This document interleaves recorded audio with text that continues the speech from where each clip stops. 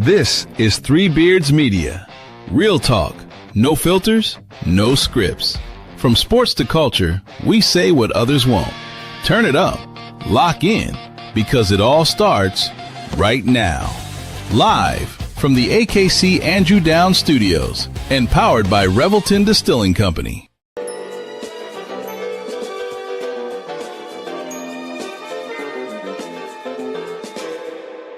Welcome to the B Side Bois Rugby Podcast, a Three Beards Media Network show featuring your hosts, Mr. Gray, Philly V, our international correspondent Eric Nichols, and Sam the Hendoza Hendricks.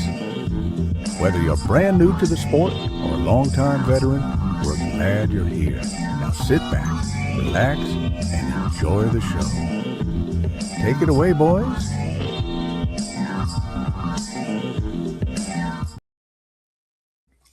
All right, and welcome to another episode of the B Side Bois Rugby Podcast. My name is Mr. Gray. I'm Philly V. And we are joined by a special guest in studio for the first time ever. And he reminded me, too, this is a long time coming. In person. In person, yeah. Really? Mm-hmm. Weird. Juju. What's up, y'all? What's up? Yeah, so Juju in the Wombat Den for the very first time on the B Side Bois Rugby Podcast, episode 180, Wednesday, August 19th. Thank you for joining us. Really excited for this one. We're going to talk a lot about just things that are happening in rugby because, like, right now where we're at in rugby is the start of the fall season, which is basically the competitive season for pretty much everybody. The cycles have restarted. We ended USA Club Sevens. So we're in the new window, guys. It's the 26-27 season. A lot of excitement. Yeah, I mean, I feel good. We have our first Wombats match on Saturday. We're going to be heading up to Dubuque. Girls high school rugby starting soon. USA men's rugby and women's rugby. They're doing some cool international stuff. We'll get into all of that. But starting us off here, Juju, you want to introduce yourself to the people? Who are you? What is your place in the rugby world and landscape? I'm Julian Hall. Everybody calls me Juju or Coach Juju. I coach the academy team. I coach at Valley High School with Victor Wong, and I'm also the vice president of the Wombats and current team captain, fly half. And yeah, man, I just get out there and play ball as much as I can. So how did you get involved in rugby? I mean, we're going like day one. Everyone has like, I feel like a unique story, but also like kind of similar to everybody's. But how did you get involved into it? Yeah, high school friend, Joey Snyder. Actually, today's his birthday, so shout out to Joey Snyder. Yeah, happy birthday, Joey. But he was the team captain at Ankeny, and when they did the split, because we went to Centennial, and they had one team for Ankeny and Centennial. They did the split my senior year, and he was looking for people to play, and we both did scout team running back together. That's how we became friends. And he was like, dude, you should try this. And I was kind of just joking around, running around at lunch trying to help him recruit, and signed up myself and went out to practice thinking like, this probably won't stick. And then I met Evan Sunday, and that man took me by the ear and was like, you're playing this sport. I had no choice after that. Thank God he did, because like this sport's the best thing ever. Coming from basketball and soccer and just having a different kind of contact and brotherhood. You know, some sports can get this side, that side starters versus non-starters, and rugby has never been like that. So yeah. And when would you say, what year would that have been? That was 2015.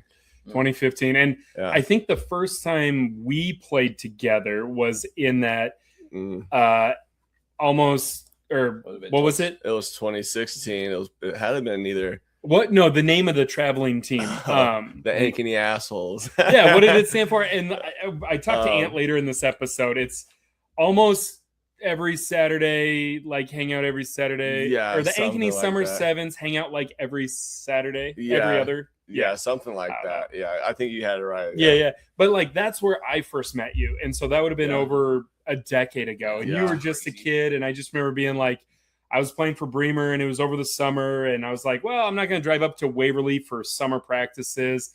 I'm fat. I need to run.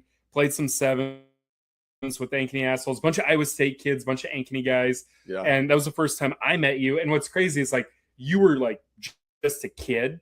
And, you know, I'm in my mid-20s, and now here we are. We both have sons who are the same age, right at 5 years old.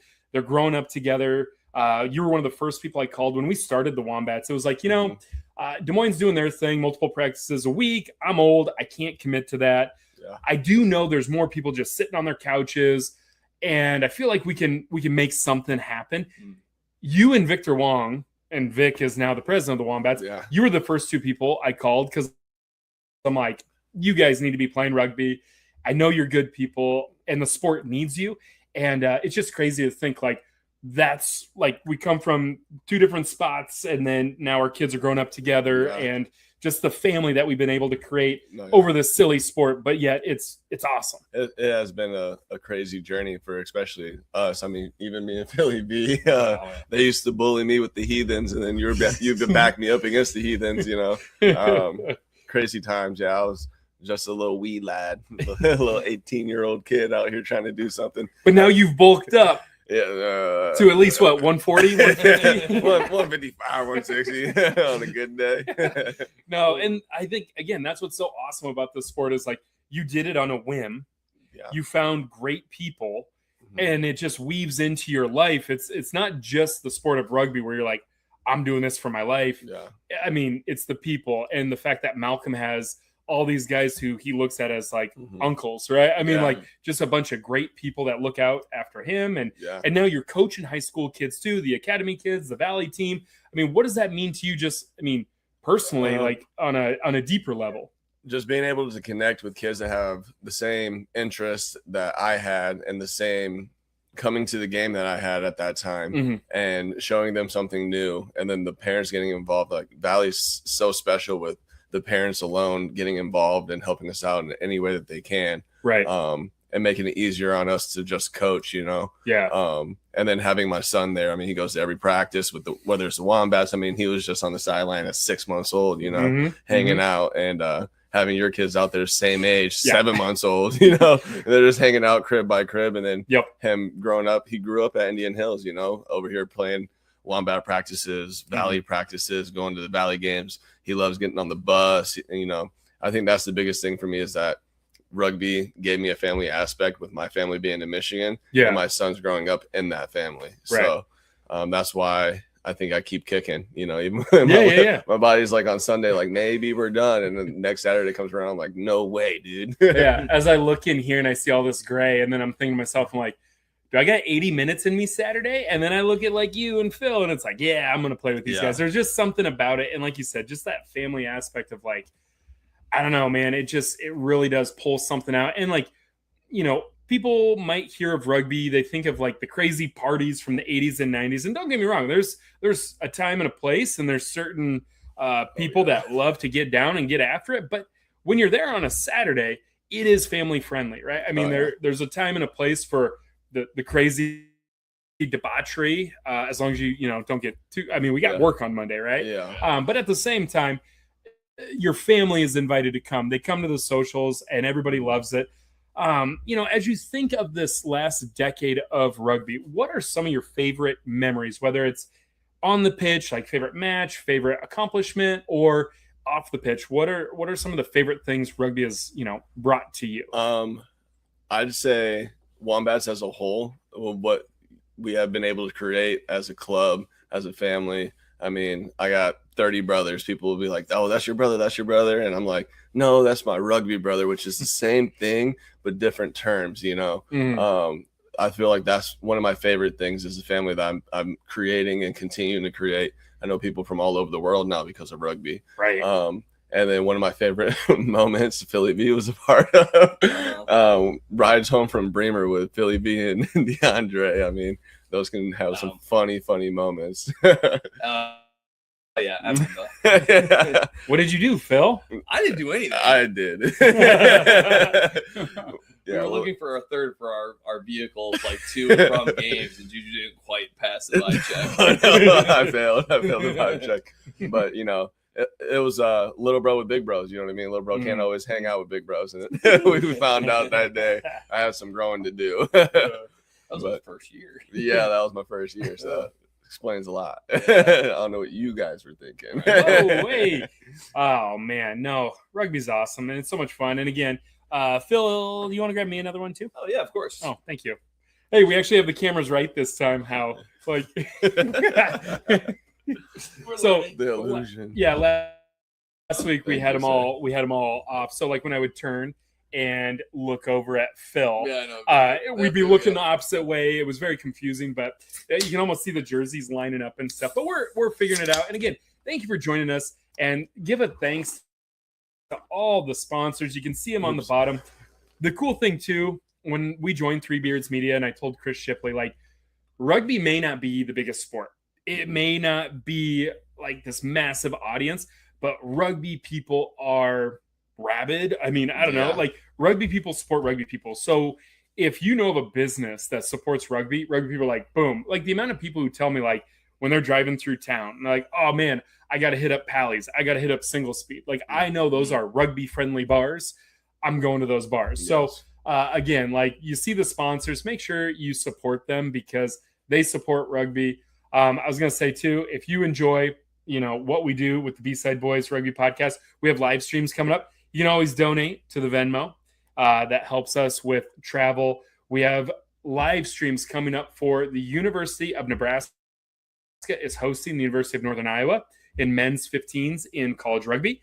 We're going to do, this was announced just this past week, Friday night, September 11th, is going to be Iowa State women traveling to Iowa women in a Midwest Conference matchup, the Cyhawk game. We're going to be live streaming that. Yeah, that's going to be awesome. That's going to be huge. Then high school girls rugby. So you can see Rugby Iowa down there. We're going to be doing all the Rugby Iowa once a week. We'll be doing that. So if you like the content, you want to see more live streams, stuff like that, give us you can always donate if you appreciate what we do, because again, we all have full-time jobs, but those little things help as we try to improve our equipment. And if you've been with us from the start, we've come a long way, Phil. I know. I think about that all the time.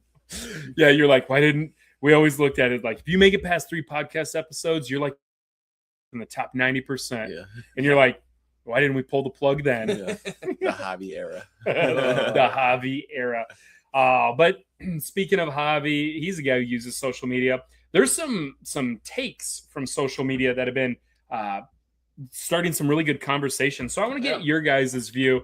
And I would think what's really, fun having a guest host on, the Hendozer, Sam Hendricks, he couldn't join us tonight because he's got rec league volleyball. Multi-sport athlete. Hey. Yep. Nichols can't make it because something with his kids or something. We tried. I thought he was in the Zarks. Well, Mr. Ozarks himself. He lives there now. He just got back from there. He has all this stuff going on. We were going to try to set up a call. Just didn't work. It's funny. We've been on the Three Beards Media Network, and Nichols is yet to make it, but we'll get him on. We love him. And then Gimli, I don't know if Gimli's still a part of it or not, but he's still in the group chat. It's kind of like a running bit that he's going to come and then he's just not here. But he'll come eventually. Like a stray cat. When he's hungry, he'll show up. love. No, Rugby Coach Joe, he's the guy we always talk about. Yeah. He had a Substack article. And again, if you're not following him on YouTube, if you're not following him on social media, and if you're not following his Substack, do that. Please follow it because he's one of the brightest minds in rugby. He's traveled the world. He's won at a very high level on the field, off the field as a coach. But he wrote an article saying, what sporting background makes the best rugby crossovers? And I think this is a really interesting topic because when you think of the United States, we've got people who, almost no one, rugby is their main sport. Yeah. Like, let's be honest. Yeah. When you are a child, you are not like, hey, rugby's number one. Unless you're like, your family's from England or Australia or New Zealand. You move over here and you play that your whole life. That's so rare. Yeah. So my question to you guys before we dive into the article, and Phil, I know you didn't read it. No, I did. You did? Yeah, I like. Yeah. I got my own opinions too on the crossover athletes. So, well, let's hear it. You start us off. What do you think is the best crossover athlete? And I think that's a loaded question too, because 7s, 15s, position. There's so many things that go with it. And it's going to be kind of annoying, and it's just going to be super broad. But like, they talk a lot about how like kids like in high school, multi-sport athlete is by far like the best thing you could possibly do to like develop yourself as an athlete. So I mean, like that's obviously extremely broad, you know, like saying more than one sport makes the best crossover athlete. I mean, it's not exactly ultra specific, but I mean, like if you're looking in the realm of like track and field, wrestling, football, I mean, it's still, I mean, I know that's like a super general one, but like, you know, football players can make pretty good rugby players depending on like position, everything else, like specific skills, things like that. I mean, so more or less you're saying you don't want just a basketball player. No. You want a guy who does. I mean, you would even take someone who's like cross country, basketball, soccer, baseball. Cool. If I had to pick like one ultra, like just real specific sport, powerlifting. No. I would definitely say wrestling is my, like, if I had to like narrow it down to one sport and just from like what I've seen, like, I mean, just playing like club, you know, wrestlers. Yeah. Big time. You know? Well, okay. Look at one of aspect and the grit mentality. I think that's something, and we're going to actually have an interview with an Olympic hopeful from Nebraska. Yeah. And he has a huge wrestling background. And one thing he brings up is the mentality. Yeah. That's something I didn't think of. A lot of the article was about physical traits, skills. I think the mental is huge. Oh, yeah. Because, I mean, if you can go through a wrestling practice, and if you've been through some of those wrestling practices, they will beat you down. Yeah. You can work through anything. And then again, that one-on-one mindset. Rugby, someone, I think it was Rick Hall, coach at UNI, you know, Iowa Rugby Hall of Fame member, UNI Rugby Hall of Fame member. He was our coach at Bremer, our coach at University of Northern Iowa. I'm pretty sure he said something about how like rugby is over 1,000 mini contests. Like rugby in itself is a contest, 80 minutes, 15 on 15. But if you break it down to the micro interactions, you are one-on-one tackle, one-on-one in the ruck, one-on-one just running, whatever. Like one-on-one in the scrum. Winning your one-on-ones. All the time, right? Yeah. So like as a wrestler, that's all you do. Yeah. Right? So I think that's huge. The only thing I guess I would say with wrestling is just, and it's so hit or miss because like obviously the two guys we have that are from Morningside originally are fast. Sometimes you get some wrestlers, they're just like, you think they'd be fast, but they're not. And it's weird to me, you know? They're twitchy. Yeah, but it's like they're not long distance fast. They're like short, little. Yeah, but even some of them are like, imagine how they go into the tackle faster. But I mean, like obviously that's very subjective and like you know what I mean? Like, because like I said, Alex and like Dakota pretty fast, right? You know, right? So yeah. Juju, what about you? What sport do you think? I think, and this is gonna be left field, but soccer players, the way that they see the field, they're comfortable with looking behind them for open field. It creates an offensive advantage than I'd say like a football player who only plays ahead of the ball, or a wrestler who doesn't catch a ball or, you know, make physical tackles that are running at them. They're more face-to-face contact, you know. But soccer players, because they see the field differently, they have the endurance, they have the speed usually, footwork, you know what I mean, even off the ball footwork. You can teach tackling, you know what I mean, you can teach passing, you can teach catching the ball, but you can't teach vision. Well, you can, but it takes reps, it takes time. I feel like my prime example of that would be Jacob Sunday. He was soccer and golf, you know. I remember his dad telling me while I'm 130 pounds soaking wet senior year that Jacob's now playing, who was 145, 150 because he's too small. And I'm like, well, he's the fastest kid I know. You know what I mean? He grew up in the sport, but amazing soccer player, amazing golfer. That doesn't go into it, but amazing soccer player. And the way that I watch him watch the field, really opened up my eyes to that because I played soccer all through high school as well. And I didn't put two and two together that was where I was getting my field vision from. Was I'm looking forward to the open gaps, because in soccer through balls are in open gaps, you know, pop balls are open gaps, you know what I mean? When you're taking a shot at goal, you're looking for where the hips are on the goalie. If he's facing this way, you're going to shoot behind him type deal, you know. Fun fact, did you know I played 24 seasons of soccer as a kid? Know that. You did. I did know that. Yeah. Phil. I knew you played soccer, but weren't you like a goalie though? I played midfield. I played midfield too. I thought he was a goalie too, but I wasn't going to say I did both. That's why he's always trying to kick it every time he gets the ball. He's like, Dude, that's why I feel like surprisingly, like there are times where like just a little grubber or chip was like. Again, there was we did that spring match, and when I got to play in center. Dude, that was so much fun. Was that so the Orcs? No, that was against the Lincoln Wolves. Yep. Lincoln, yeah. And it was one of those things where I think D was. He just was like, "Hey, you have a hat trick in a game. You're ready to come out." Right, and he was just like, "I'm good." And I think I was off because we're like, "Hey, we need some more people, get some more front row minutes." And D's coming off, and I'm like, "I'll go." And I'm like.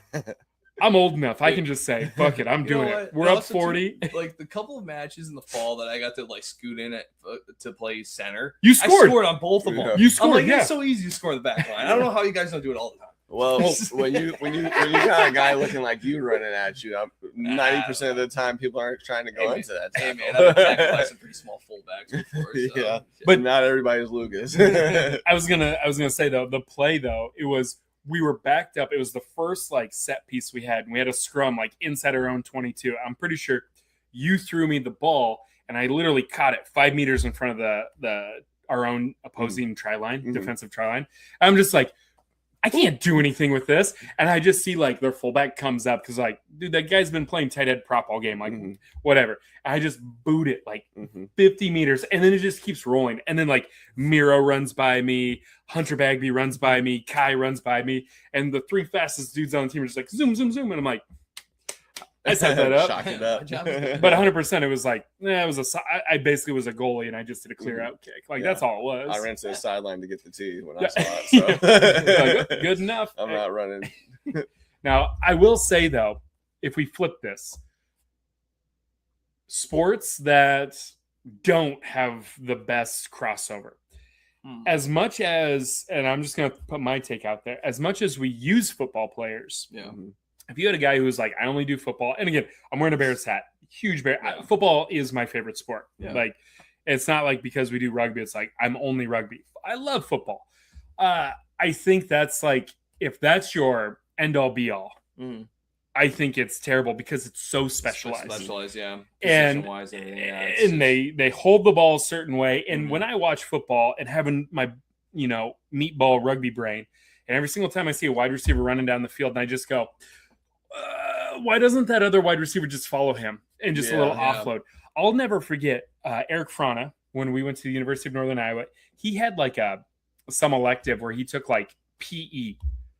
And there was a day he's like, hey, we're playing flag football in the dome. Do you want to come to my class and play with us? Because they had girls in the class and they're like, we need more people. I'm like, yeah. So I skipped like my, elementary language arts class where we were in the library reading third grade books, whatever. And I'm like, yeah, I'll skip my elementary ed, whatever. Go there. Fran and I, we just were hitting switches, like playing flag football. And they had guys who were on the UNI football team who were like, this is stupid. You guys can't do that. You can't. And it was like, and PFT from Pardon My Take, he's always saying like the team in the NFL that gets comfortable with downfield laterals could completely change the game of football. But nobody's thinking. It's all about possession. It's so important. And you don't look for that next phase. You don't look for, how do I find work? You do one thing for 6 seconds, you go, good enough. And there's so many bad habits that cross over. But again, you see someone run the ball really hard, you go, and the best athletes in the United States play football. So you think to yourself, well, I want them to play rugby. But the skills aren't there. Yeah. No, that makes sense. I saw something today actually during my lunch break. It was flag football. And it was an Australian team. And the quarterback threw it to this tall wide receiver. And instead of catching it, he just popped it over his head. And then it went forward still. Yeah. And the guy was just waiting in the touch zone and caught it. Touchdown. Is that legal? I don't know. He didn't catch it. You know what I mean? It's just like tipped it. I guess it would be. I don't know. And there's no such thing as an intentional knock-on in football. It was just like, oh, he didn't catch it. Yeah. Like, you can't. Wow. Someone's thinking about it. It's just not us. If you whip the ball or whatever at open receiver, but it smacks him on the helmet. It flings forward, and the defender catches it. It's just It's an an interception. interception. So it's Right. just like, so another play catches it downfield, Yeah. then it's And again, Australia, they're Yeah. thinking rugby stuff, right? Yeah. I will say girls flag football in Des Moines Public Schools, they have a league. And in the rules, it says there are no backwards laterals past the line of scrimmage. Why? And I was going to coach. And then when they said that, I'm like, I'm out. Because I'm out. I was going to be like, I was going to Because- teach them. I knew Gray was going to coach. He was going to go win a state championship real quick Well, with laterals. I think they knew it would turn into rugby real quick. Real quick, yeah. Perfect. Exactly. Like we would have won. We would have Yeah. won it. So again, check out Rugby Coach Joe. And I think my biggest thing with this is, as much fun as it is to say like, oh my God, I love when a wrestler comes out. I love when a football player comes out. I love when someone does CrossFit and comes out. Right. Yeah. I was just watching your face to see. You know, availability is the best ability. Yeah. But I don't care. I mean, we've had guys come out to rugby before who said, this is the first contact sport I've ever played. And we go, I'm just Right. happy you're here. So as much as it's fun to say, I would love for this guy with this skill, we're the United States. We are a tier 2 nation. We'll take anybody and we'll teach you the I was skills. just So, gonna say I would like to get rugby players, but right. yeah, whatever, it's fine. Right. And honestly, the guys that show up and never done that, they learn the quickest because they don't have anything else guiding their mind to do this or that. There's no bad habits you have to reteach. And that's something I commented to Joe, and I'm like, it'd be a fun article for you to do the research and write. Yeah. I do none of it, but I'll take the credit. And I was like, you should look up what are the hardest traits and habits to break from those sports. So if we're going out, we're recruiting basketball players, we're recruiting football players, we're recruiting swimmers. What skills are the hardest to break to get them to be at their full potential of rugby? I think that's interesting too. For football players, it's Don't be a bitch. No. so it's probably more like breaking your down pads off. and wrapping, in my opinion, but defense, The high tackles. the high tackles, and the no wraps. Like I would say after a tackle, get up and get back into play. Too, like get back up. Oh man. Trunk's first hit ever. Yeah. Oh my God. Oh, Love that guy. yeah. Well, and when I think of bad habits to break, He broke it pretty quick. I was gonna say I can't think of other sports other than football. That would have issues, yeah. I don't know. I mean, wrestling, they lift a little bit. But if they dump them, Yeah. but even wrestling, you got to return them safely to the mat. yeah. But there are times you see a wrestler kind of like if you do a power double and you're like, nope, don't take them off the Too, where ground. they don't let them go right away on the ground. They kind of hold them there. They put him in a cradle and they're like, Well, no, yeah. There's been a few times. Put his knee to his forehead. Like, I've seen wrong a few sport. times. Just like, let him go.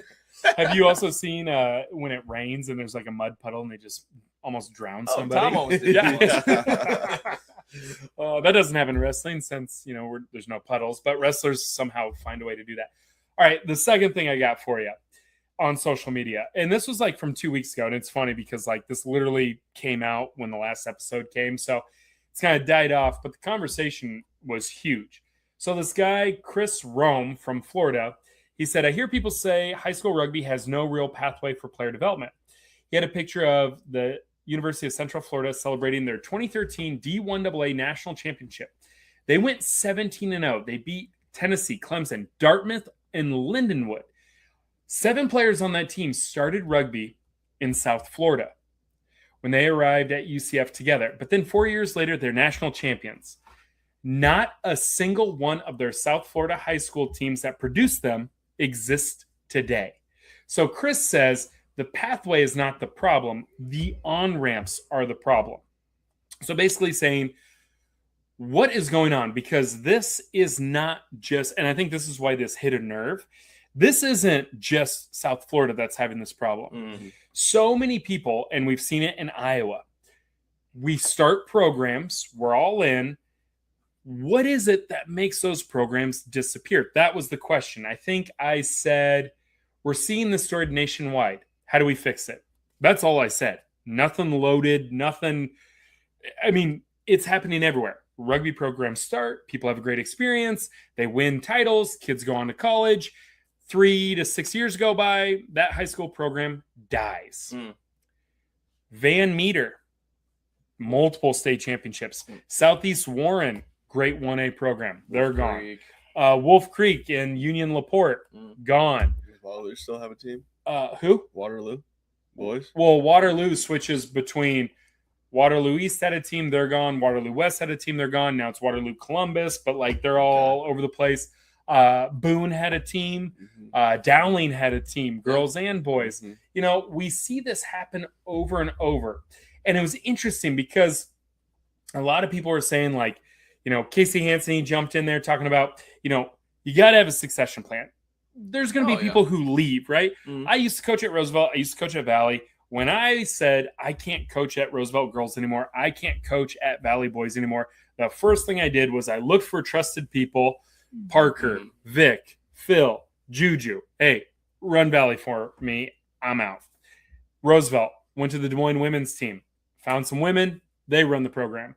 There's people, once they get burnt out, they go, I'm done. They leave. It's gone forever. Talking about Dennis Oliver, he said, growing a tree only works with a successful and sustainable root system. Lance Cummings, he's the head coach of Arkansas men's rugby. Yeah. He's in Northwest Arkansas. He was talking about how they had 315 sides when he was in school. None of them exist today. He thinks we need to be more focused on the 6 to 12 age range. Talking about, you know, is it the general union's responsibility, the Iowa Rugby Union, Iowa Youth Rugby Association? Who's in charge of this? Is it locally? Really good stuff. So if you go back 2 weeks ago on the B Side Boys podcast page, a lot of interesting conversations, a lot of experience in there. But from your guys' perspective, why are we seeing this happen? We have great programs. We have great people. The programs disappear. How do we fix it? Phil, I'll start with you. That's obviously, I wish I had a lot more experience in it because I feel like my opinion on it probably wouldn't carry a whole lot of weight. So, because, you know, you're stronger than anybody who will respond to you. So you're the boss. So I bench the most. So I technically have the strongest opinion. No, I mean, like you had said, though, succession plan, you got to have one if you're not able to stick around. I mean, it sucks because with it being a club sport, and then if you are there's obviously clubs that don't have a coach that's within the school. There are clubs that don't have that, and they're successful clubs. Right. You know, but in my opinion, it does make a lot of sense to have a coach, or at least like somebody who's pretty heavily involved in the program, to also have a foot in the door at the school, because it's like, how hard is it to recruit kids when you don't work at said school? It's very weird. I feel like it's got to be hard because, like, luckily I don't do that at Valley. And like, but you know, we haven't had a ton of new recruits the past 2 years. Yeah. So like, we lost our in. Yeah, we lost our in for the school. So it's like, and like, I feel like that's been kind of noticeable. We don't have the because like then you're leaning on your players to do the recruiting, and sometimes maybe they're high school kids. They're high school, yeah, exactly. And it's hard to probably talk some people into doing a sport. You know, like. Yeah. And you're not going to go in. You're not going to go in the Valley lunchroom and say, "Hey, boys, want to come play rugby?" Yeah, no. It doesn't work. But on the other flip side of it, like, you know, youth programs are obviously, in my opinion, probably the number one way to get them from, you know, T3 or whatever to a high school team or like a club team or whatever. That to me makes most sense. And like, you know, so far I feel like the only team that's really doing it right is Waverly. Yeah. You know, like so far. I mean, like, I feel like Des Moines is going to try to catch up like ASAP. Whoa, Wombats have a Parks and Rec camp coming up. And every summer I run a youth camp with Des Moines Public Schools. Yeah, but, you know, in my opinion, I feel like they're the only ones that are doing it the right way currently. Well, I mean, it's clear their team, like, they're consistently good. Their freshmen and sophomores right now they've had a rugby ball in their hands for the past 7 years. Like, they have kids that have had more experience as a freshman in high school than kids who are seniors in high school. Yeah. Like, that is insane. Even if they're third-year players. Right. As a senior. And that's what people have been saying. Like, we as a country, we need to get a rugby ball in the hands of 6-year-olds, 7-year-olds, 10-year-olds, 12-year-olds. It needs to be a thing that when they get to high school, it's like, hey, you want to play rugby? They don't go, what's that? Right. It's more of like, oh, I remember that from PE class. Oh, I did a camp. Oh, like, it has to be familiar because as a guy who works in a middle school, as a guy who tries to recruit people to do any sport, it's hard, man. There's a lot of other things people can do. There's video games, there's YouTube, there's vaping behind Walgreens. There's so many things you can do that's not sports. We're competing against. And so when you go, hey, here's a sport, and they go, never heard of it, never seen it, they can't picture themselves doing it. Yeah. Like, we got to get to the youth. But again, that's not a quick fix. That is something that you have to be intentional, and you have to be in that community for 20 years. Yeah. Like, you have to be there. And we talk about this with like high school football. If you want to be a program, you have to be there for 10 years because those kids are from second grade to senior year. You have to see it through. Yeah. I mean, if you think about it, like, we all wanted to play football because we remember going to the varsity football games in elementary school. You know, all I wanted to do was be a Muskegon Big Red my whole life, you know, because my brother was on the team. His friends were on the team. My cousins were on the team. I would go to their games. I would grow up watching them. Basketball, football, soccer, all of it, you know? And those are the sports that led me to play those specific sports. The ones I was watching, older siblings, cousins, whatever, is the ones I was playing in high school. So, like, Malcolm's going to play rugby, and it's not me pushing it on him. Colby's going to play. It's not you pushing him on it, you know? They grew up with like, Murphy might play, you know? Oh, no, like, she'll play more than Colby will. Your daughter might play, you know? It's because they grew up in the sport. They know this sport. And they grew up watching it, always wanting to play it, but necessarily couldn't. I think that what we need to do to fix that is the high school itself needs to be on board with allowing these students to play this sport no matter what other varsity sport they play. It doesn't have to be necessarily a varsity sport, just the allowance. Okay, you are Valley High School rugby. We'll allow you to use our buses. If it costs this much, it costs this much, whatever, you know, whatever the high school football team is paying, then we got to pay it too, you know? But just giving the team the easy go at it and allowing players to make their own decisions to play that, or allowing it to be an okay sport to play. Cause I feel like sometimes, at least in Iowa, the reason why Waverly's, in my opinion, and what I understand, you know, they have ends with the high school, right? So the high school is okay with their football players going from football season to wrestling season, and then they, instead of doing track like normal football players would, they play rugby. You know? But I mean, that's kind of better carry over football. That's not how it is in the Metro, you know. And I will say that that's a big ask because there's a lot of ADs. I've been in some meetings. I've talked to a lot. I work with them. And when you bring it up, man, that's a big ask. And that's where it's like, if ADs and football coaches and track coaches got on board, sure, that would make our lives so much easier. And that's where it's like, we got to get creative and work around it, because I'm just going to throw that out there. That ain't going to change unless rugby brings something so substantial to the school that they don't have to do or work towards, but it brings them some sort of benefit. But again, that's rugby people putting it out there first. But yeah, man, making it accessible, making it visible. And that's my big thing. And that's always been the thing with Wombats Academy, the youth camps. Make rugby, this whole podcast, make it accessible and make it visible. Because you're not going to do it if you don't know it exists. And that's the whole point of this. That's the whole point of the Wombats and the academy and coaching, and why I try to get so many guys to coach high school. Make it so people, parents, kids, teachers, they know it's a thing, and then they know, I can go to college for this. I can get money for this. Like, how many kids are sitting on the sidelines every Friday night that could be D1 level rugby player, and they're never going to get the opportunity because, you know, not me. This guy found rugby. Center. But you know, like, you see all the dust on that. There's a lot of guys that are, you know, not getting any time, and they can come over and fall in love with the sport because it's similar to what they love already. And it'll change their life. You know, I was a freaking basketball player, you know.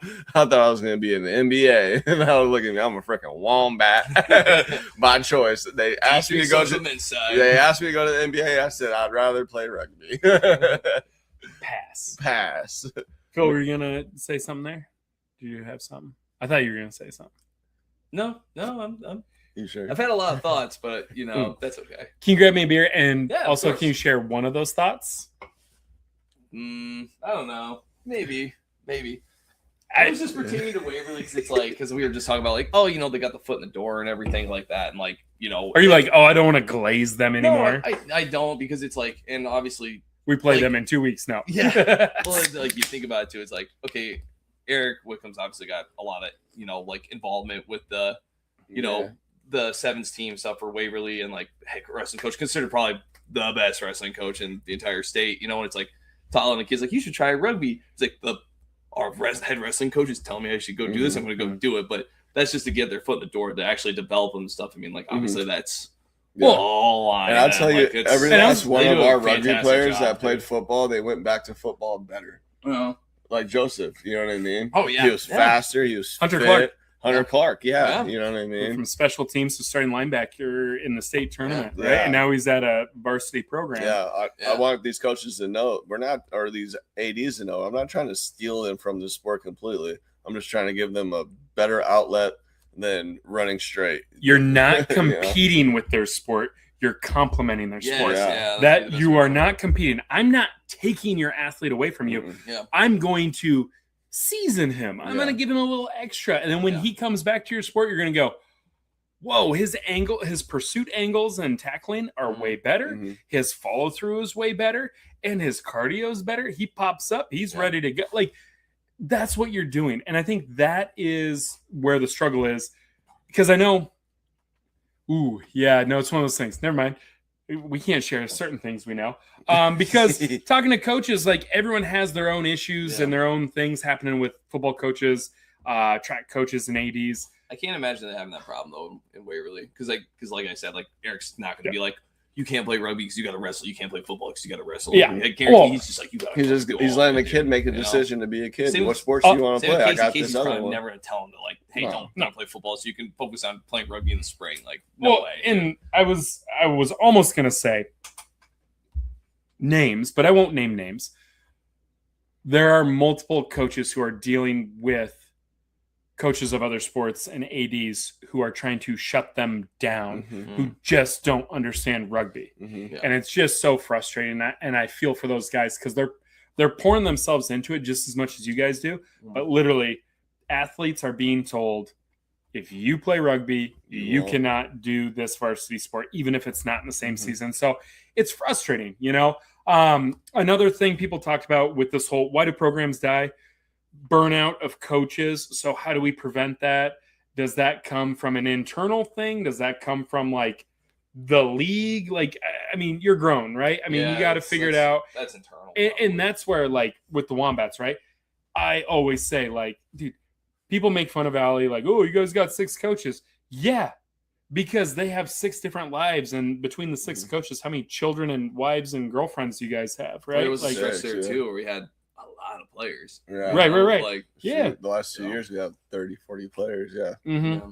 When it's one coach trying to manage 30 players, the admin side, the coaching side, $0 getting paid, making sure everyone has a ride, blah, blah, blah, blah. There's a lot, so this is something that, we don't have an answer, but it's an interesting conversation. But I think honestly, I don't know, if we can make it easier for coaches, what's easier? Parents helping, getting more kids involved, and then just having more coaches available. I think, many hands make light work. So that's a big one there. Yeah, Valley. I can only think of 4 practices last year that we had every coach there. Oh yeah, I know. Well, I want to move on from this because I do think we're getting into 43 minutes here. Yeah, hurry up. Love it. So we could talk about that part forever, but I want to move into Great American Rugby. Lance Kavanaugh. He's the guy. Do you follow Great American Rugby on Instagram? Not on Instagram, but I do. Yeah, he's a content creator. I think originally from Ohio, and now I think he's chilling in Florida. So I don't know. He was at the USA Club Sevens National Championships, and he said some words in the pregame show. Took a side swipe at Iowa Senior Women's. Oh, this is wild. I heard about this. Take a look at this, and pull it up. I want to. Here's the clip. West is Chicago. I would just take the area. It's just code Chicago, of right? Yeah, I mean, outside of those two teams. No disrespect, but I mean, ain't no women's teams from Iowa doing it anyway. So, like I was saying, This guy doesn't know what he's talking about. Well, I mean, he kind of does. I mean, he has a ton of followers. He makes really good content. Everyone should go follow Great American Rugby. Yeah. He promotes the game. Unless He's you're really from Iowa. No, just kidding. he's great because his thing is like, same with us. We need to put a spotlight on club rugby and things like that. But it got me thinking because I was doing some commentary for that. We have so many great women who play rugby, but in the summer they go play sevens for Chicago Lions or maybe some other clubs. And it just kind of made me think. And I was talking to Bryant Reynolds about, I don't know, maybe is there something we could do next summer to send a team from Iowa? Because you don't have to be like, Wombats women or Des Moines women, Quad City. You can just be like, this is a team Iowa. Boom, go to a qualifier. How do you compare though to like Chicago Lions though? I mean, that's a extremely well established club. How do you be like, hey, don't go play for a club that could potentially win the whole thing? They have 60 women that go to their practices competing for roster spots. Yeah. If you stay home here, you are a starter. Yeah. I mean, if you're the best, you want to play against the best. You don't want to play with the best. I mean, you do want to play with the best. Yeah, different people have different things. I don't know. I just thought it was one of those things where I know Bryant Reynolds, friend of the pod, we've had him on 700,000 times. Yeah, of course. I know he was frustrated by it because he's tried to work a lot. We have an amazing high school girls program. Oh yeah. The Hawkettes are awesome. Our college programs are kicking ass and competing for titles. So how do you keep them here? They go to the Twin Cities, they go to Denver, they go to Chicago. So how do we keep them here? So I don't have an answer for this either. Just something to think about. And like, again, the fact that they took Iowa and like, it was a throwaway comment, but then like when we hear it, it's like, oh fuck that. Well, if you think about it, we have a lot of high school girls that are going D1 right out of high school, and they're playing their last summer of high school rugby, even though they're graduated with the Hawkettes to play at the highest level that they can. You know what I mean? Yeah. If we had a women's select team that was going to play in these high levels, maybe we would have some of the girls that come home from UNI, Iowa State, or just go back to their home, would stay in state to play on that team, and then the high school girls that are elite, because these girls are ballers, would go up and just match with them, learn from them, play with them. I mean, you do that for a couple of years, you could potentially create something that, at least for the summer 7 series, you get to spend your last summer of, before you go off to college with your friends and play great rugby. Yeah. You get to come home, play great rugby, and spend summer with your friends rather than because you want to play rugby and grow that aspect of your life. Well, you don't have to go to another state and be away from your friends. I mean, they're making memories out there too, but what are memories with a stranger versus like with you two? You know what I mean? Yeah. Let's all go to the Chicago Lions women's team together, S3. No. I wouldn't make it. I mean, I got the long enough hair. Now Joanna, man. Oh, man.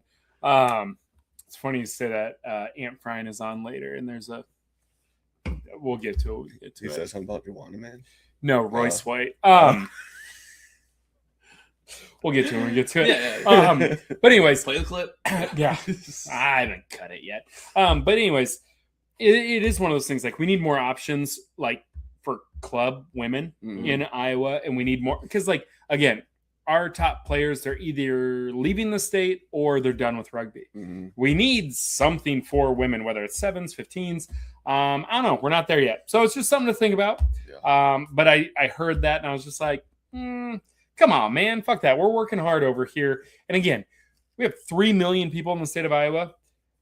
Half of Chicago is 4 million. Yeah. You know what I mean? Like, it is what it is. So slim pickings. Yeah. Oh, yeah. So anyways, some news and notes, though. We were talking earlier. Really cool to see North Polk Comet Rugby Club had a youth camp in Polk City with their Parks and Rec. West Des Moines Wombats had something with Des Moines Parks and Rec. And then the Wombats are having a Parks and Rec program coming up with West Des Moines. Get your kids involved. My nephew's going to that. Yeah. Good. And My dude, son's going to it. we're like, get kids involved. So great to see these camps. Also, this was really cool. Madison England from Waverly and Morgan Roth from Norwalk. They went to Chula Vista for the USA Sevens U18 camp. They got to hang out with Alona Mar. Mm-hmm. Yeah, very cool. It's funny. I made that pro wrestling comment or whatever, and I got a comment and they're like, "Oh, by the way, they met Alona like a day after you said that." I'm like, "Did you show her the clip?"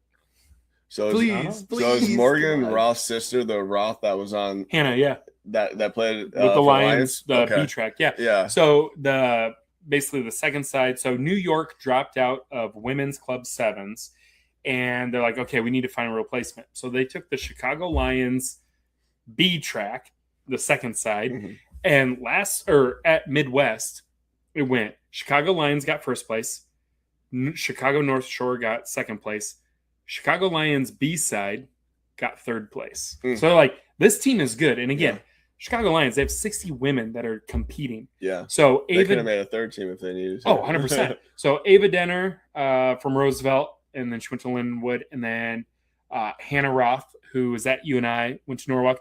And Hannah Roth was like a standout for that team. Yeah. I think they ended up finishing in the top. I have it somewhere here. I can pull it up. I saw her headshot. I was like, I wonder if that is the Norwalk girl's sister. It was. And yeah, if you look at the cup, Man. they lost the plate final. So still an amazing tournament, especially when you are a second side, you're competing in the top 16 in the against country. The first sides.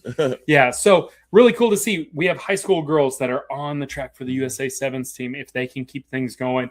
We have some girls that, who knows, maybe they could be in the Olympics in 2020 or 2032. I think we'll have a couple of Iowa girls on that team for sure. And then Audrey Clay of Norwalk, she's a senior. She plays center for Norwalk. She is a 3-star ranked recruit from Rugby Prep Watch. Yeah, I saw that today as well. Really cool to see that. Some more news and notes. USA men had an international match against the Argentina XV, the 15. So I said on the last episode, Argentina should beat USA by 3 tries. I was talking about Las Pumas, the top side. So USA men, the international team, our best team, played against Argentina's second side. But we won, though. We beat them 25-24. And the finish, dude, insane. USA, a win is a win. A lot of people are like, it wasn't Argentina's top side, but a win is a win. Our discipline wasn't the best. There was a time USA was starting to pull away a little bit, but then we got a couple of yellow cards and we let Argentina 15 come back in. Argentina had the ball inside the 5 at the death. If Argentina would have kicked the ball in, they would have won the game. If they would have scored, like next score wins, we created a turnover, USA wins on home soil. And you know who I saw in the crowd? Joey Jeffries? No. Damn it. He was there, though. Tim Oxenford. Even better. Maybe Joe. I mean, he was probably sitting right next to him. Joey was right in front of him. So okay, so I probably said, but it was funny because Tim put something on his like Instagram, like, watching this. And then I was like, hey, I'm watching that on my TV. Like 3 minutes later, the flanker scores for USA and it goes to the crowd. And I'm like, that's Tim. Yeah. Where did they play at? They play in Florida? It was in Florida, yep. Okay. There was a Hall of Fame ceremony. There's a bunch of USA stuff going on. But huge win for USA. Like, keep getting wins. A lot of discipline needs to be fixed. But USA, they've won their last 4 matches. And then in September 12th, they will begin the Pacific Nations Cup, that second half of it. And they're going to play Japan in Osaka. That's a huge match coming up because they went 3-0 in the first half of the Pacific Nation. Or no, sorry. I'm talking about a different thing, a Champions thing. God, I wish Nichols was here. I'm completely, I think, messing it up. Idiot. Pacific Nations Cup. Japan's going to be really tough. Yeah. But we've won the last 4 matches we've played. Japan's been looking really tough. Really tough. Yeah. So big for USA. Did you guys watch that match at all? I watched the highlights of it on YouTube. I also saw highlights because I was at Red Clay Strays. So yeah. You're at what?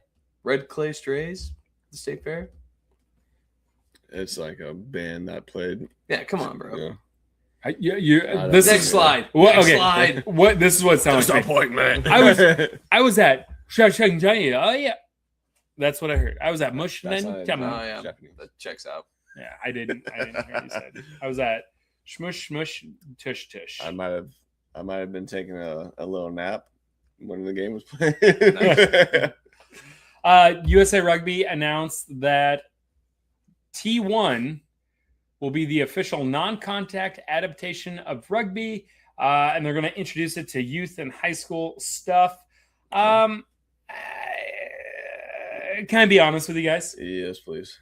So we have T3 rugby. I think T3 is pretty cool. T3 is pretty cool. Right? I think as like men, when we play T3, it's like, hey, you learn how to manipulate the defense and it sets up that next offload, right? USA Rugby got money from World Rugby, and USA Rugby announced this partnership with CRAA, and everybody's saying we need to do more stuff like we just said with kids. Yeah.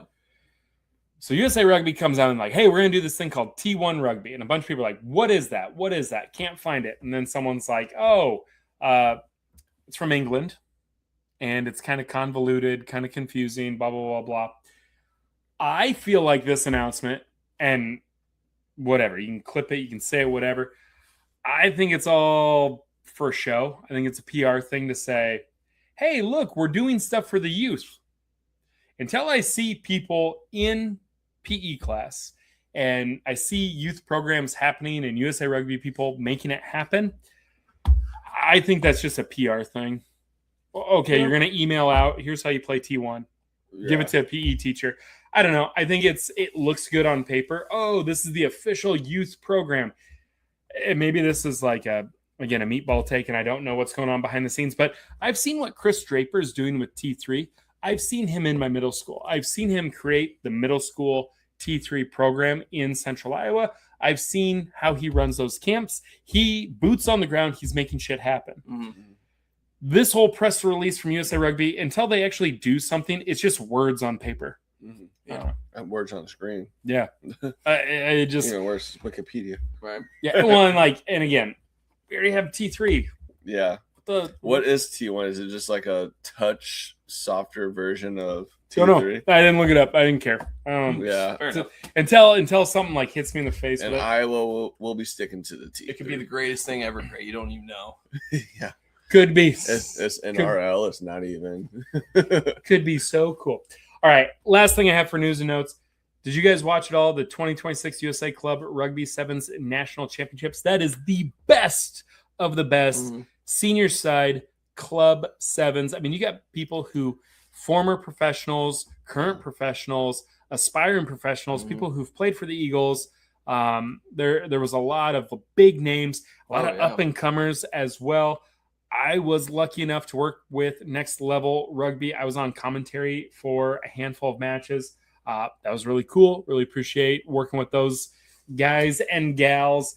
In the women's bracket, the final four was the Chicago Lions. They defeated San Diego. And then on the other side, we almost had a repeat. Chicago North Shore, they finished second last year. They lose to the Scion Sirens. Scion, dude, these women, they were on fire all weekend.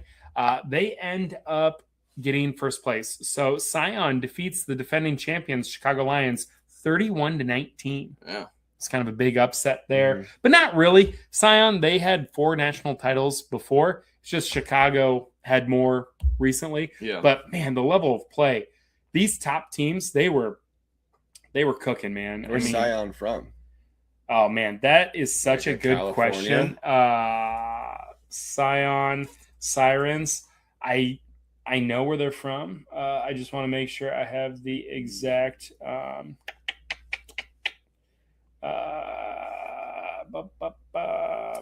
Yeah, Phil, talk. He doesn't know. Dude, I talked about them all. Yeah, I talked about them all weekend.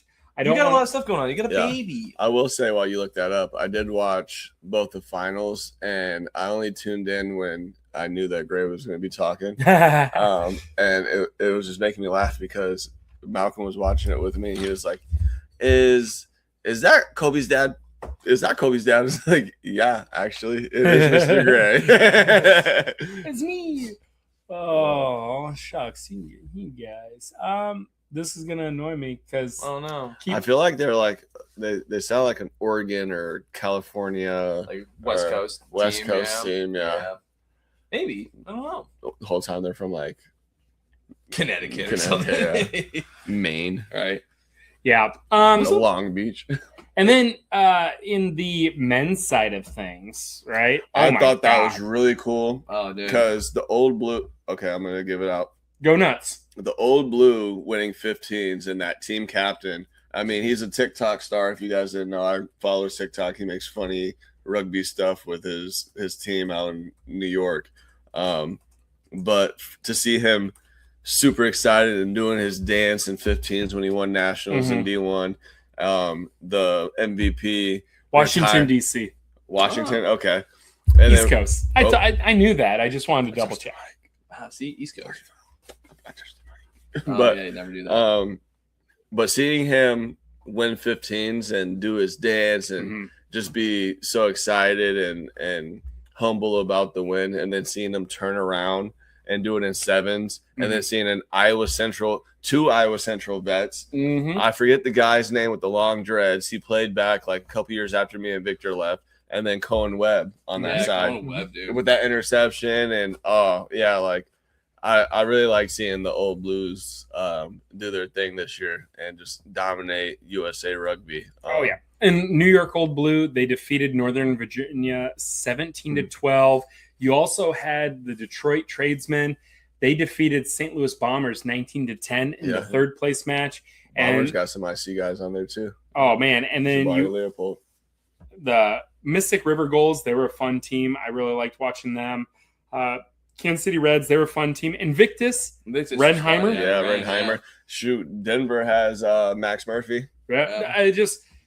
If you didn't watch it, there's just so much great talent there. Really so great much people. Iowa in there that people just hidden in all these other teams. So much Iowa products or Iowa college products coming to that stage. Yeah. Well, and again, what was really, really cool, Madison, Wisconsin, up in Cottage Grove, that facility, it's so nice. Dude, it's so nice. And it just was an amazing thing. And the things I heard, the clubhouse, the people, everything, from my point of view, doing commentary for him, it was awesome. Excited to do something like that again because it was just great. But I want to play there so bad. I did say this a handful of times. I haven't though.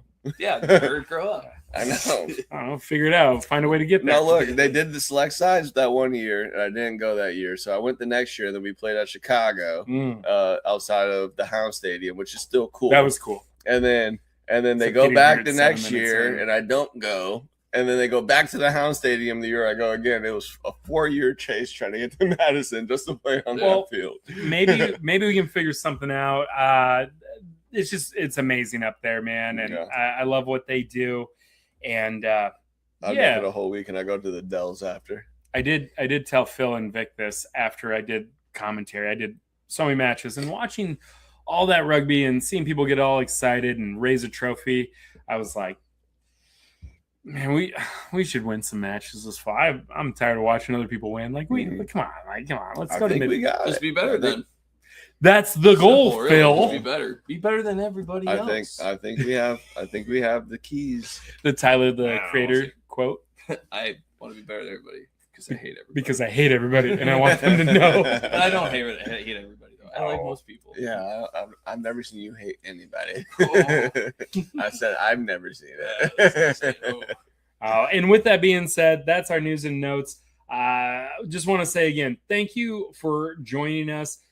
Up next, though, talking about sevens, Nebraska Cornhuskers. They are a D1AA NCR team, formerly CRAA in the Heart of America. They made the jump. They have a player who is getting looked at for the USA Olympic team. Here's what's crazy. Guess how long he's been playing rugby for? I'm not going to say. You have to watch the interview to find out. But again, if you enjoy the B Side Boys Rugby Podcast, you can always donate to our Venmo. that helps us with production, that helps us with live streams and things like that. Right in front of Phil's face. I shouldn't cover Phil. Yeah.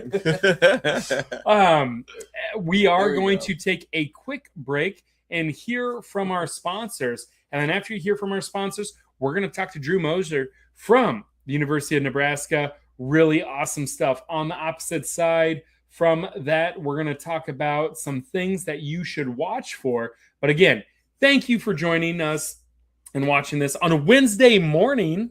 Ugh. I got to go to work. You guys are deep in the trenches right now. Get me out of here. We're late.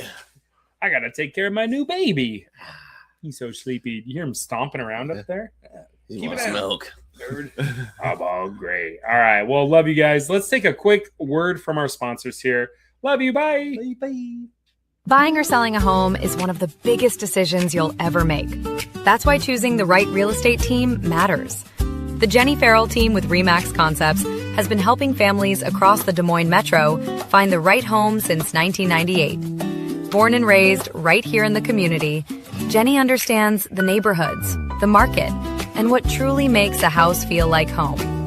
Whether you're buying your first home, upgrading your space, or preparing to sell, the Jenny Farrell team provides expert guidance every step of the way, from market analysis and listings to negotiations and closing.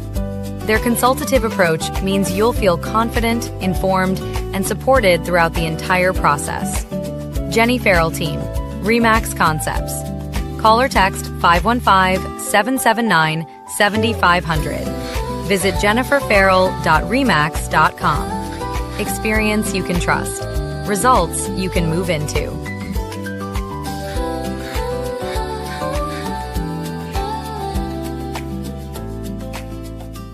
In the heart of Des Moines, one name stands above the rest.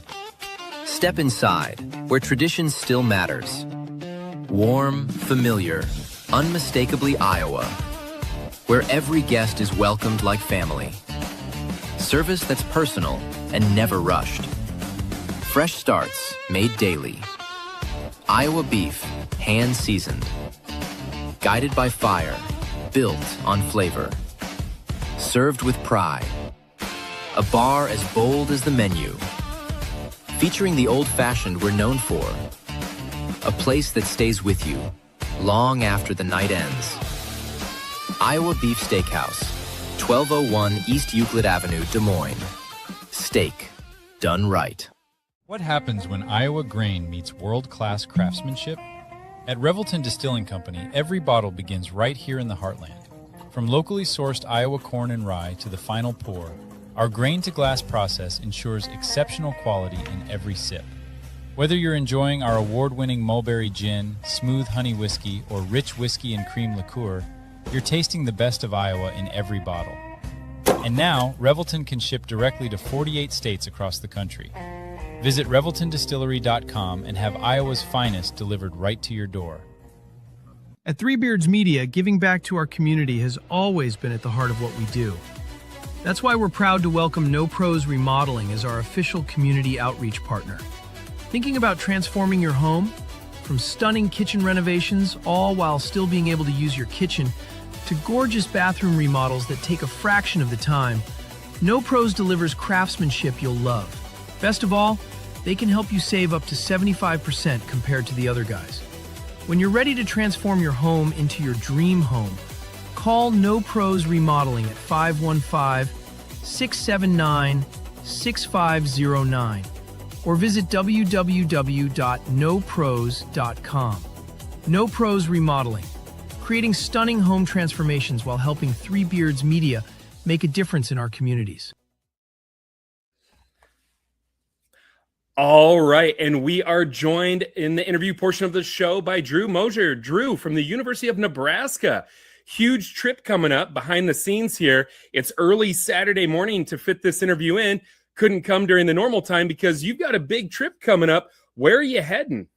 Yes, sir. Well, I'm heading down to South Africa for a few months for the Springbok Academy, the SAS Academy. And yeah, I'm heading down Monday actually, and it's a long trip, about 20 hours of flying down there. So it's pretty excited for that. Huge opportunity for you. So yeah, when your coach reached out and he's like, hey, you might want to talk to this guy. He's got a huge opportunity coming up, and then looked at the schedule like, yeah, I got to get a hold of you now because who knows what the internet looks like down there where they couldn't stream the USA women's matches down in South Africa. So I'm like, I got to get him before he heads out. But yeah, what a huge opportunity. So tell the people a little bit about who you are. You're at the University of Nebraska. You've got this huge opportunity. So your rugby story, how did you get involved into rugby and how did it take you to Nebraska starting off to introduce yourself to the people? Yeah, so a little background information. I went to high school in Nebraska, just 20 minutes from campus, and I did sports my whole life. I wrestled and did track and football. I did all that. There wasn't much rugby around that I knew, and so I was done with sports. I retired from sports my high school senior year. I said I was done. I said I'd do some rec sports, but my roommate came to Chaffin, and his dad had played rugby for a long time, and that's who I was rooming with in college my freshman year, and they're nagging me, and like his dad played at UNL 30 years ago or whatever, and he's like, "You'd be perfect, man. Like you're the wrestler." I ran that 4 and 8 in track, and they're just hounding on me to get out, and I didn't go out my freshman year, and then I finally sophomore year just sevens. So in this February, I went out for sevens for the first time. And I loved it, and I love the team. And so I've only been playing rugby for about 8 months now, just about. Yeah. Wow. And yeah. That is an amazing turnaround, especially about this opportunity that you're getting the chance. And we kind of talked beforehand. What's so cool about this sport is, if you can ball, people will find you.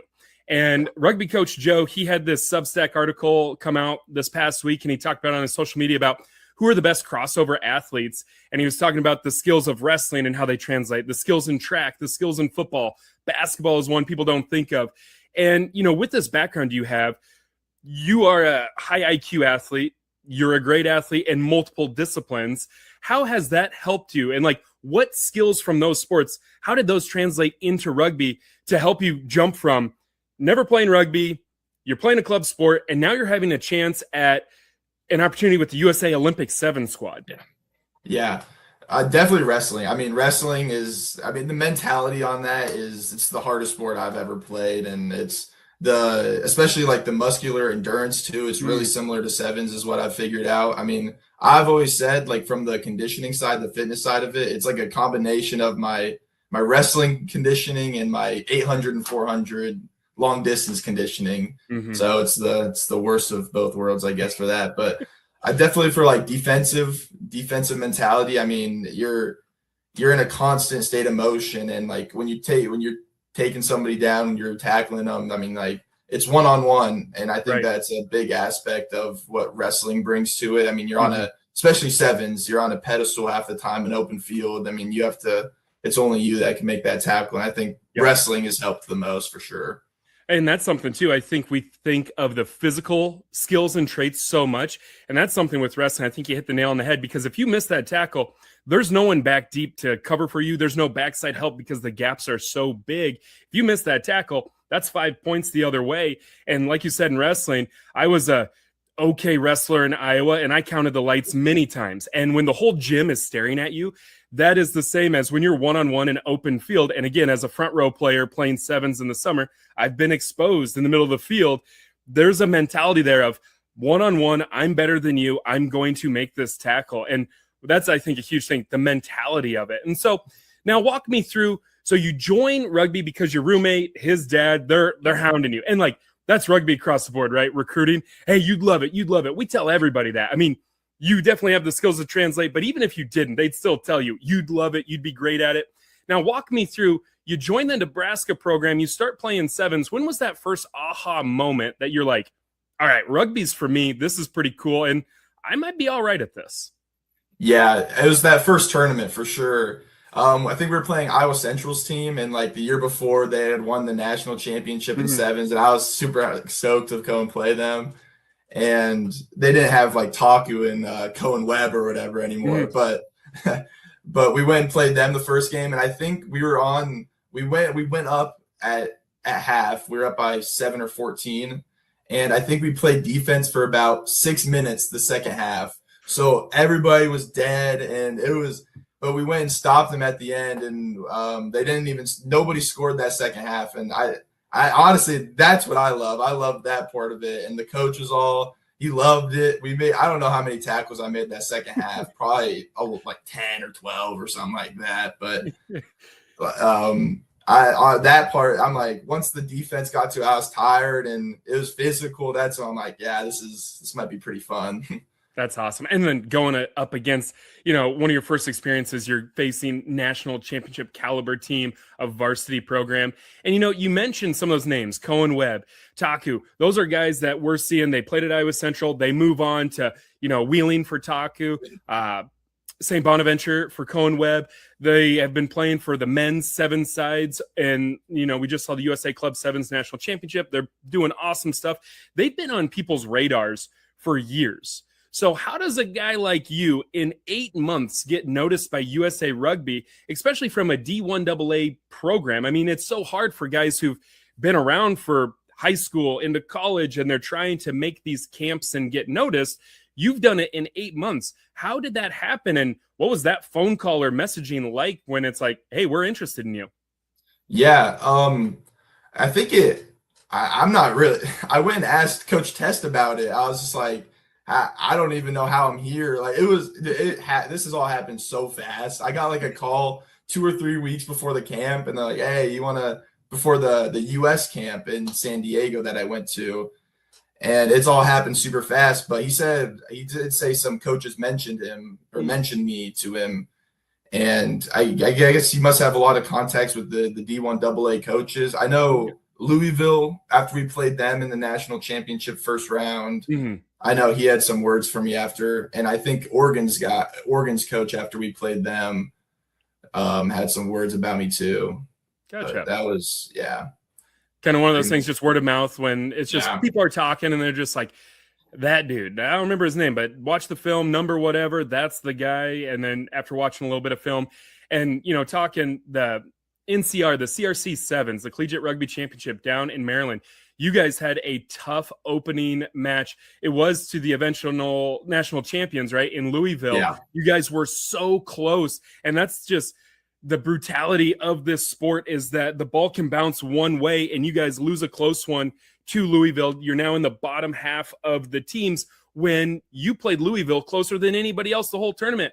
What have you learned about just the heartbreak and the excitement of the sport through that tournament? Because what a fantastic tournament too, right? You have the film, the production, there's hundreds of teams, over 300 matches. What was that experience like for you as well? And then again, playing against top level talent, what was your biggest takeaways from that weekend? Yeah, I had never been to a rugby tournament like that. The rugby tournaments I went to is usually just kind of like an open field. And it was, when I went to that, I was astounded. It was awesome. The production was so cool. It was real cool. But yeah, when you're going back to like the heartbreak sevens, I can always just relate it back to wrestling. Mm-hmm. I mean, it happens so fast and you can't take any moment in a game for granted at all, or else it could slip from you real fast. I mean, we were up 14 or 20 points at one point, and I think we missed 3. We returned over 3 kickoffs to us in a row. Like it happens super fast. And I mean, the heartbreak, I think that for me, that's always fueled the fire for the next season. And whenever I'm training or when I'm tired, that's I'm remembering that, looking back on that feeling. And I'm so excited to play some sevens again. I've never played 15s, I guess, but yeah, I think you'll be fine. It's the same skills. Everything's just slowed down a little bit because there's so many more bodies, but you still have those one-on-one competitions. You still have those kind of moments. But with you focusing on sevens, you can see the suitcase packed. I mean, you're ready to hit the door and get going. Now, talk us about this camp. What is this camp exactly? Like, who are you playing for? Who are you playing with? And what could come from this? Yeah, so the last day of the camp in San Diego, the U.S. developmental camp that I got invited to, Coach Tess sat me down and he was telling me I think you're a raw rugby player, which I've been playing for seven months, but he liked my physical stature and whatnot, and he thought, hey, like they have a sponsorship with this camp and they send one US guy down there every year and he was pretty much saying this would fast track you to the national team circuit. I mean, I think he's described it like this camp is like 1 or 2 years of training in the US. Wow. So I was talking to the guy who went last year from the US, and pretty much this camp, you have like the best doctors and trainers and all that, and they sit you down for about 2.5 months in a training period, and they train you fitness wise and a ton of skills, and then the next month and a half you go and play the surrounding sevens teams. Okay. So like in that spot of South Africa, sevens is pretty big, so there's a lot of club teams around, and then they're also they might bring down the Springbok sevens B team or whatever that would go and play them. If you would have been told this, a year ago, you're sitting in your dorm room with your buddy, his dad's there, and someone would have said, hey man, a year from now, you're going to have the opportunity to train and practice with the Springboks, and you're going to be living down in South Africa. What would you say to yourself, or what would you say to that person if they're like, hey man, you have a chance to do this?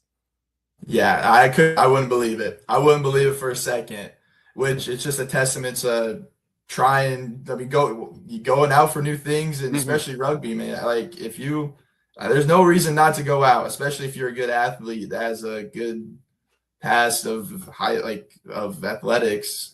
That's yeah. And would you say too, I mean, was there a chance like you wanted to play college football and it didn't happen, or college wrestling? And I was done. Like I swore I got recruited a little bit for both, but I said I pretty much declined everything. I'm saying I'm done. But I've gone a little bit crazy in the last year. I kind of missed the competitiveness. Oh yeah. And what would that mean for you to represent Team USA? Because again, this isn't a guarantee by any means. You're going to go down there. You have a lot to learn. Again, like Coach Tess said to you, you're raw. So they see the physical traits that you have. They see your mentality. They see your work rate. But you still have so much to learn IQ-wise and skill-wise to get you to that point. But let's say everything goes well. You stick with it. Everything kind of goes your way. And you find your way to represent Team USA. And you have a chance to play in the Olympics. What would that mean to you? I mean, it would mean everything. I mean, the whole rugby community in a whole, I think it's a good sum up of them, but so many people have helped me out so far and on my journey. And I think getting to that top level and being able to compete at that point, not just for myself, but for all the people that have helped me along the way. I mean, that's the goal. I mean, it's to show and represent, especially Nebraska rugby and all my club coaches and stuff. It'd be awesome. Yeah, man. No, that is awesome. And we're definitely going to be rooting for you and following along. And that's the thing too, even though we're in Iowa and, sometimes maybe I root for Iowa football and Nebraska's kind of fun to dog on Twitter, whatever. I mean, I'm not going to bring that up. Even though I wore a red shirt just for this, even though it has the Iowa, whatever. Gosh, whatever. Yeah. At least it's not at least not Iowa football. That's all right. Well, we can stay away from that, but no, man, everybody's going to be rooting for you because we love to see it. And again, I just think it's so cool that, again, in this sport, if you can ball out, if you can show up and do the work, you can play at the highest levels. I think you're a testament to that. And like I said, I mean, we'll be following along. We'll be supporting. If there's any way people can support you, I mean, is there a way they can follow, or if you need help fundraising for trips or things like that, is there a way people can reach out or follow along or support you on this journey? I can figure that out, but the U.S. team is sending me down there, so that's pretty cool. Gotcha. Yeah. So yeah, that's exciting. Yeah, I mean, you can go on Instagram or something, or Instagram. We'll probably be posting stuff on the UNL Rugby on Instagram. I'll be taking some videos and posting on there while I'm down there. But nice. Well, awesome, man. No, thank you again for joining us. And like I said, we're going to follow along, and maybe we'll check back in a couple of months and just kind of see how camp's going. Because again, to see beyond that part of it, we look at so many things locally. We love watching the USA stuff, but I don't know, to have someone who's actually in there, that'd be kind of cool to see that side of it, to go again from local, because your story is so similar to so many guys who great high school athlete. They don't play their their high school main sport in college. They find rugby. It just happens and they love it. And then to see now you're moving to those next levels, I think it'd be really cool for a lot of our guys to see what this side of it looks like. So we'll be following along, man. And no, we're just super excited for you. So keep in touch and good luck, man. Ball out and earn that spot. Yeah, I appreciate it, man. Thanks for having me. Yeah, you bet. Have a good one. We'll talk to you soon. Yeah. Yep, you too.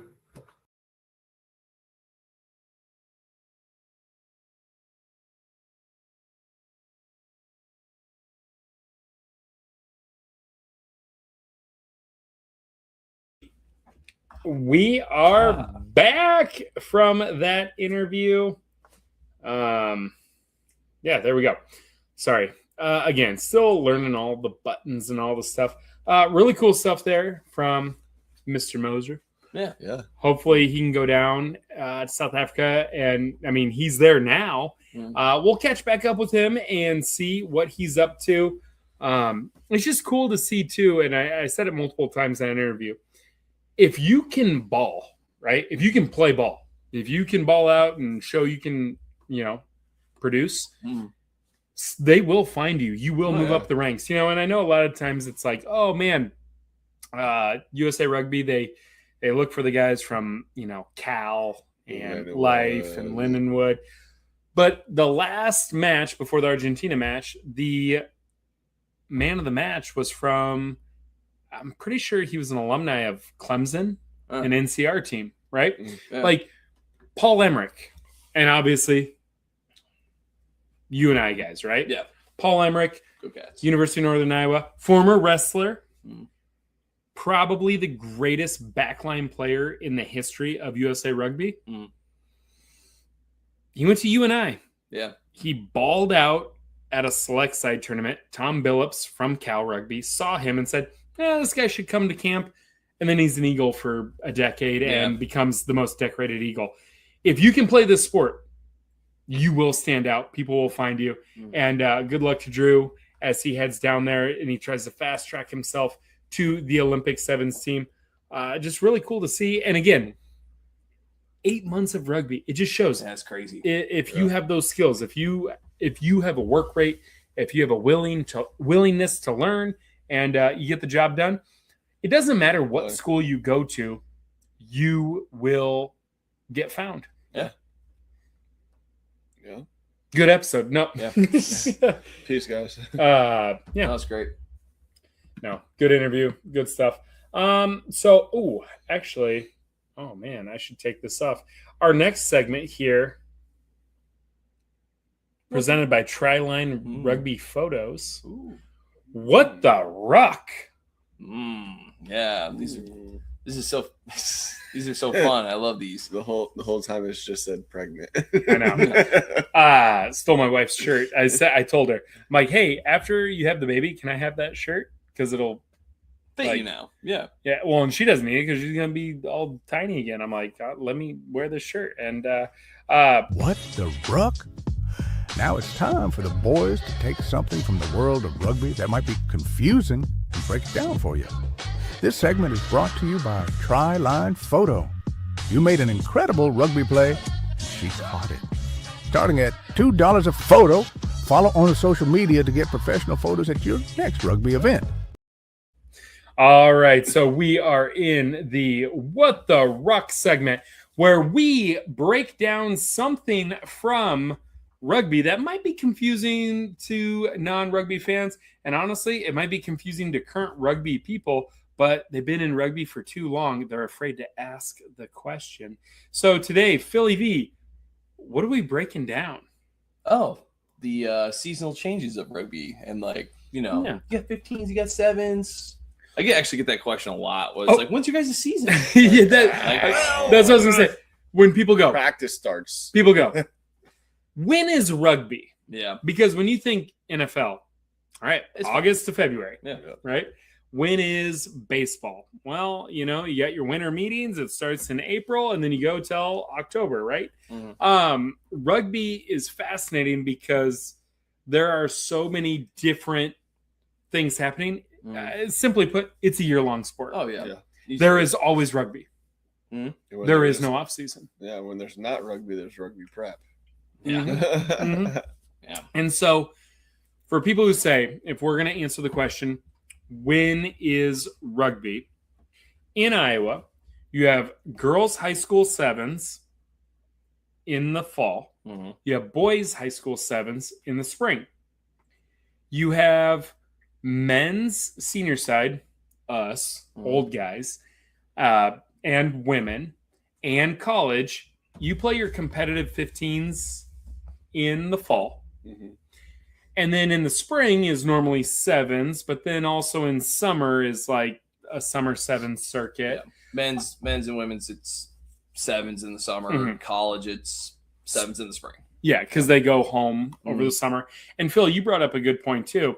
And this is something interesting. So this is behind the scenes. Behind the scenes. So there was do you guys follow the Sickos Committee on Instagram or Twitter? That's a new one. So Sickos is like a college football fan group who they love like just like the craziest shit in football, like the boring shit. Like when Navy runs like yeah, and they do it for 19 plays and it takes 13 minutes off the clock.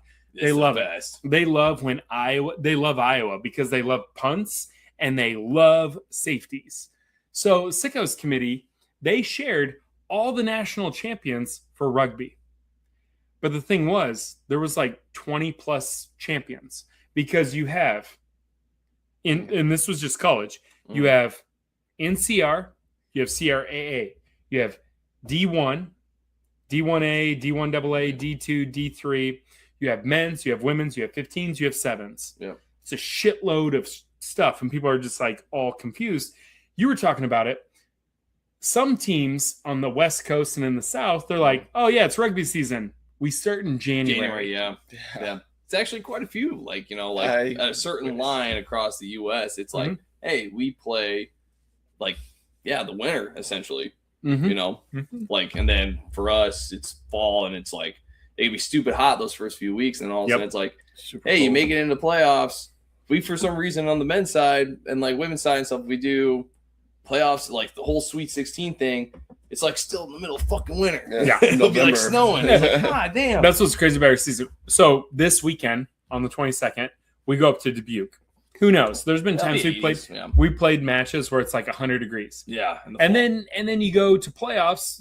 Mid-October. We've gone to Oconomowoc, where it is a frozen field, mud, and it's snowing. It's the same season, but it's 140 degrees different. Dude, literally. With the wind chill. It's insane. And like, so when we were at UNI at Stout, it was like, oh yeah, fall season, beginning of it, stupid hot, like 90-some degrees. We go to Stout, Wisconsin to play for a playoff match, and they're scraping ice off the field, and we played on turf, and there was like 2 foot of fucking snow. Well, it's like, dude, what is going on? Time out. We didn't go to Stout. Stout's not a place. Well, you know what I mean. The college, whatever. Menominee. That whole weekend was a blur. That is a city name? Menominee. Yeah. Wisconsin has that. Oh, Oshkosh Bagosh and Oconomowoc, Menominee. Like Wisconsin has a. Come on. Like, what are we doing? They just. What are we doing? I'm from Menominee. Yeah, Menominee. No, but and that's the thing. Like, rugby season is all the time. Yeah. But the big one is the fall. I would say for us, fall is the competitive season, and I think too that is why we get lost in the shuffle because Saturday is a rugby day. Well, so is college football. Yeah, it's hard to beat against college football sometimes. But I will say some of my most favorite memories of rugby are you play an 11 a.m. match or a 1 p.m. match of rugby. You go to the social and the Hawkeye game's on. Yeah. The Iowa State game is on. Dude. And then you go to the bars and all the Pac-12 games were on. And you're watching the Hawaii game. We were in Iowa City that one year. We played Iowa City at home. Penn State? Penn State. Yeah. Penn State. That was so awesome. Yeah. Oh, you play your rugby match. You're all sweaty. You're dirty. You're in your little short shorts or your little booty shorts. And you're all hyped up. A lot of adrenaline. And obviously we won. Obviously. So you hit the town. And you're just hyped up. You're feeling good. And college football is going on. I feel like the intersection there is awesome. It was so fun. The amount of times we've been in Iowa City on a game day, and I'm talking to college students like, you should play for the Ducks. It was so fun. God. Oh, yeah. So, no. That's anything else about seasonality. So, rugby is an all the time thing. World Cup is coming up in 2027. That's going to be in the fall. You got the Olympics coming up in 2028. That'll be in the summer. There's just always rugby all the time. Yeah. It's literally year round. Yeah. So awesome. I mean, like, even for us, it's like you get 2-3 months off, really. Yeah. Kind of, you know? Yeah, I mean, if you're not a high school coach or involved with high school, yes. No. Well, I mean, I'm Mr. No Days Off. That's what people call me. Yeah. A lot of people say that, yeah. That's what I've known you as. Yeah. Let's move to the next segment here. This segment is called What to Watch. Oh, I thought that was the whole, hey, we got the Olympics coming up and World Cup. And well, those are things you should watch. We need. What are you going to watch in the next 2 weeks, Phil? That's a good point. Well, Outer Banks season 5's coming out. Stop it. Outer. You're gonna come up in here talking Outer Banks. Get the hell off our show. Get him out of here. This is why it's been 3 years since I've been on. Yeah.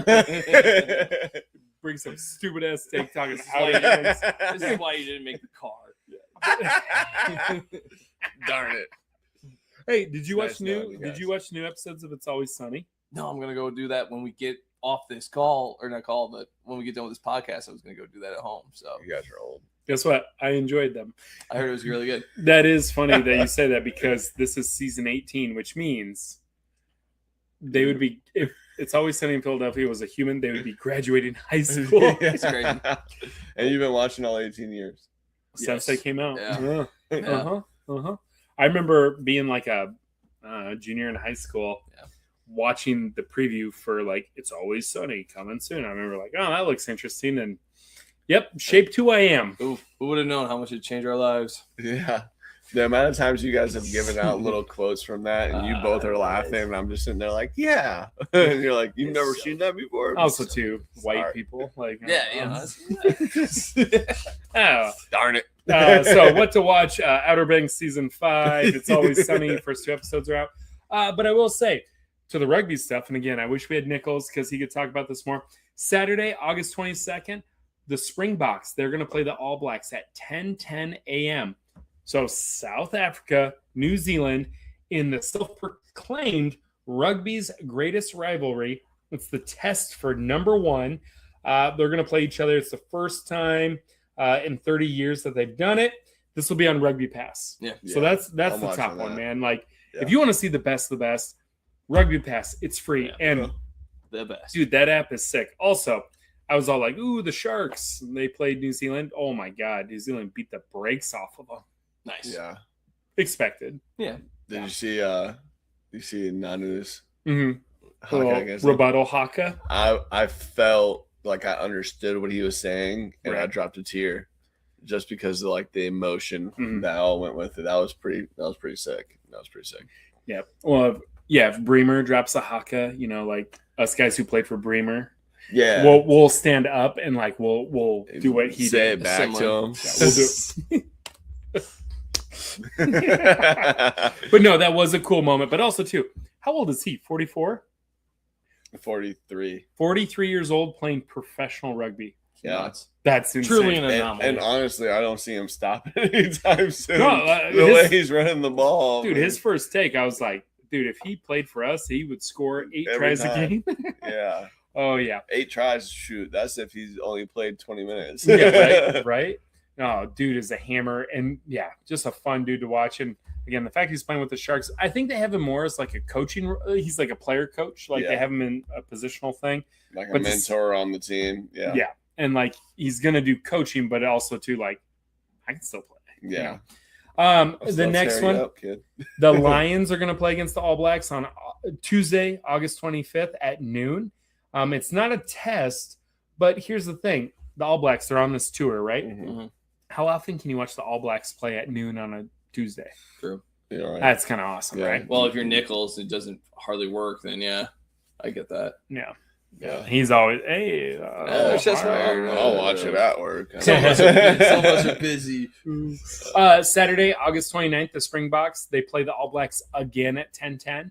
at DHL Stadium in Cape Town. So this is the second time. So they're going to play each other twice. And I think you're going to see a shuffling of rosters. We'll talk to Nichols next time about why they do that. But that's what I'm excited to see is the rosters that they put together, because there's so many young bucks coming out of Australia or South Africa. Sorry. Yeah. And then, I mean, New Zealand just has the pick of the draw. Right. Well, and like you watch them play on the 22nd, they get to play a week later. Mm-hmm. What adjustments are they going to make? Because I honestly think, like, if one of these teams goes 2-0, holy smokes, that's going to be huge. Because I honestly think they're going to split. I think someone's going to win the first game. Yeah. And I think the other team's going to make the proper adjustments to win the second game. Yeah.